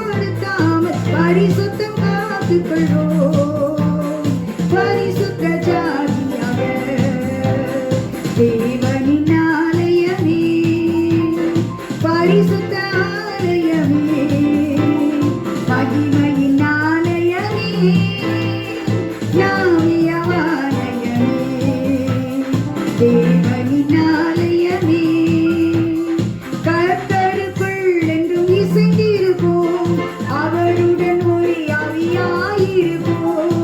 கர்த்தருக்குள் என்றும் இசைந்திருப்போம், அவருடன் ஒரே ஆவியாயிருப்போம். ஆவியினாலும் சரீரத்தினாலும் மகிமை செலுத்திடுவோம் கர்த்தருக்கே என்றும். ஆவியினாலும் சரீரத்தினாலும் மகிமை செலுத்திடுவோம் கர்த்தருக்கே என்றும். தேவனின் ஆலயமே, பரிசுத்த ஆலயமே, மகிமையின் ஆலயமே, யாவியவாலயமே. தேவனின் ஆலயமே, இயேசுவின் வருகை நெருங்கிடுவே, அவரின் பிரசன்னம் நிறைந்திடுவே. இயேசுவின் வருகை நெருங்கிடுவே, அவரின் பிரசன்னம் நிறைந்திடுவே. மகிமை மகிமை அடைந்திடுவோம், நாம் மறுரூபமாகிடுவோம், மகிமையில் சேர்ந்திடுவோம். மகிமை மகிமை அடைந்திடுவோம், நாம் மறுரூபமாகிடுவோம், மகிமையில் சேர்ந்திடுவோம். தேவனின் ஆலயமே, பரிசுத்த ஆலயமே, மகிமையின் ஆலயமே, நாமியவாலயமே. தேவனின் ஆலயமே, பரிசுத்த ஆலயமே, மகிமையின் ஆலயமே, நாமியவாலயமே. தேவனின் ஆலயமே. நாம் ஜெபிக்கலாம். கர்த்தர் இந்த ஆராதனை நமக்கு ஆசீர்வதித்து கொடுத்தபடினால் நாம் கர்த்தருக்கு ஸ்தோத்திரத்தை எடுப்போம். ஸ்தோத்திரம் ஆண்டவரே, உமக்கு ஸ்தோத்திரம், ஸ்தோத்திரம், ஸ்தோத்திரம். கர்த்தாவே உமக்கு ஸ்தோத்திரம். கர்த்தரை பெரிய கிருபையினாலப்பா ஸ்தோத்திரம். கர்த்தர் இந்த ஆராதனை முழுவதும் கர்த்தரை பிரசன்னத்தை ஆண்டவர்களுக்கு தந்தப்பா ஸ்தோத்திரம். கர்த்தாவே கர்த்தரை வார்த்தையை வெளிப்படுத்தி கொடுத்தி கர்த்தரை பரிசுத்தநாமத்துக்கு ஸ்தோத்திரம் ராஜா ஸ்தோத்திரிக்கிறோம். ஏசாயா தீர்க்கதரிசி சொன்னது போல கர்த்தாவே ஆண்டவரே கர்த்தரை வைராக்கியம் ஆண்டவரே ஸ்தோத்திரம் அநேக காரியங்களை செய்கிறதப்பா ஸ்தோத்திரம் ராஜா. இப்பொழுதும் கர்த்தர் ஆண்டவரே சொல்லுகிறப்பா கர்த்தாவே எந்த நோக்கத்தோடப்பா ஸ்தோத்திரம் மாறிய மழையும் வானத்துக்கு இறங்கி பூமியை நனைத்து ஆண்டவரே முளைக்கிழமை விளையும்படி செய்து ஆண்டவரே உமக்கு ஸ்தோத்திரம். அவரதுக்கு திரும்பாமல் ஆண்டவரே ஸ்தோத்திரப்பா முளைக்கிழமை விளையும்படி செய்து விதைக்கிறனுக்கு விதையும் துசிக்கிறனுக்கு ஆகாரத்தை கொடுக்கிறது எப்படியோ அப்படியே வாயில் இருந்து அப்படிங்கிற வார்த்தையும் இருக்கும் என்று சொன்னீரே கர்த்தாவே. ஆண்டவரே ஸ்தோத்திரம், ஸ்தோத்திரம். அனுப்பின வார்த்தையை அப்படியாக மாற்ற முடியாது நாங்கள் ஜெபிக்கிறப்பா ஸ்தோத்திரம். விதைக்கிற ஆண்டவரே ஸ்தோத்திரர்களுக்கு விதை கர்த்தாவே, விதைக்கிற உமக்கு நாங்கள் விதையாய் மாற வேண்டும் கர்த்தாவே. நீர் விதைக்கிற தேவன் மனுஷுக்குமான விதைக்கிறவர்ப்பா ஸ்தோத்திரம். உமக்கு நாங்கள் விதையாய் மாற வேண்டாப்பா ஸ்தோத்திரம். துசிக்கிற கர்த்தரை பிள்ளைகளுக்கு அது ஆகாரமாய் இருக்க முடியாது. துசிக்கிறவனுக்கு ஆகாரத்தை கொடுக்கிற கர்த்தர் இந்த வசனத்தை ஆசீர்வதித்து கொடுத்தப்பா ஸ்தோத்திரம். ஒவ்வொருவரும் ஆவிக்குரிய ஜீவித்தில் ஆண்டவரே ஸ்தோத்திரம், ஸ்தோத்திரம். கர்த்தரை ஆவிக்குள் ஈர்ப்பிக்கப்பட்டு கர்த்தரை வரை ஆயத்தமாக முடியாது. என் தேவன் தாமே கிருபை செய்து ஜெபிக்கிறப்பா ஸ்தோத்திரம். இப்போது தேவனுடைய வைராக்கியத்தை நாங்கள் பார்த்தோம்ப்பா ஸ்தோத்திரம். வைராக்கியமுள்ள ஆவியானவர் உம்முடைய ஆவியே எங்களுக்கு கொடுத்தபினால் எங்களுக்கு அப்படிப்பட்ட வைராக்கியத்தை எதிர்பார்க்கிறப்பா ஸ்தோத்திரம். அதனை வாஞ்சியா இருக்கிற கர்த்தாவே எங்களையும் ஆவியின் வைராக்கியமுள்ள மாற்றி ஆண்டவரே ஸ்தோத்திரம், ஸ்தோத்திரம். கர்த்தருக்கென்று நாம் நிற்கத்தக்கதாக கர்த்தருடைய நாமத்தை தத்துவ ஒவ்வொரு பிள்ளைகளையும் கர்த்தர் பயன்படுத்த நான் ஜெபிக்கிறப்பா. நீர் விரும்பினபடியே ஒரு சேனையை உருவாக்கி ஆண்டவருடைய வரிகளை ஆயத்தப்படுத்த முறை கர்த்தர் போகிறேன். கர்த்தரை மகத்துவ நாமத்துக்கு நன்றி செலுத்துகிறேன். துதி கன மகிமை யாவற்றையும் எடுத்துக்கொள்ளும் கிறிஸ்து இயேசுவின் நாமத்தில் ஜெபிக்கிறேன் ஜீவனுள்ள நல்ல பிதாவே, ஆமென்.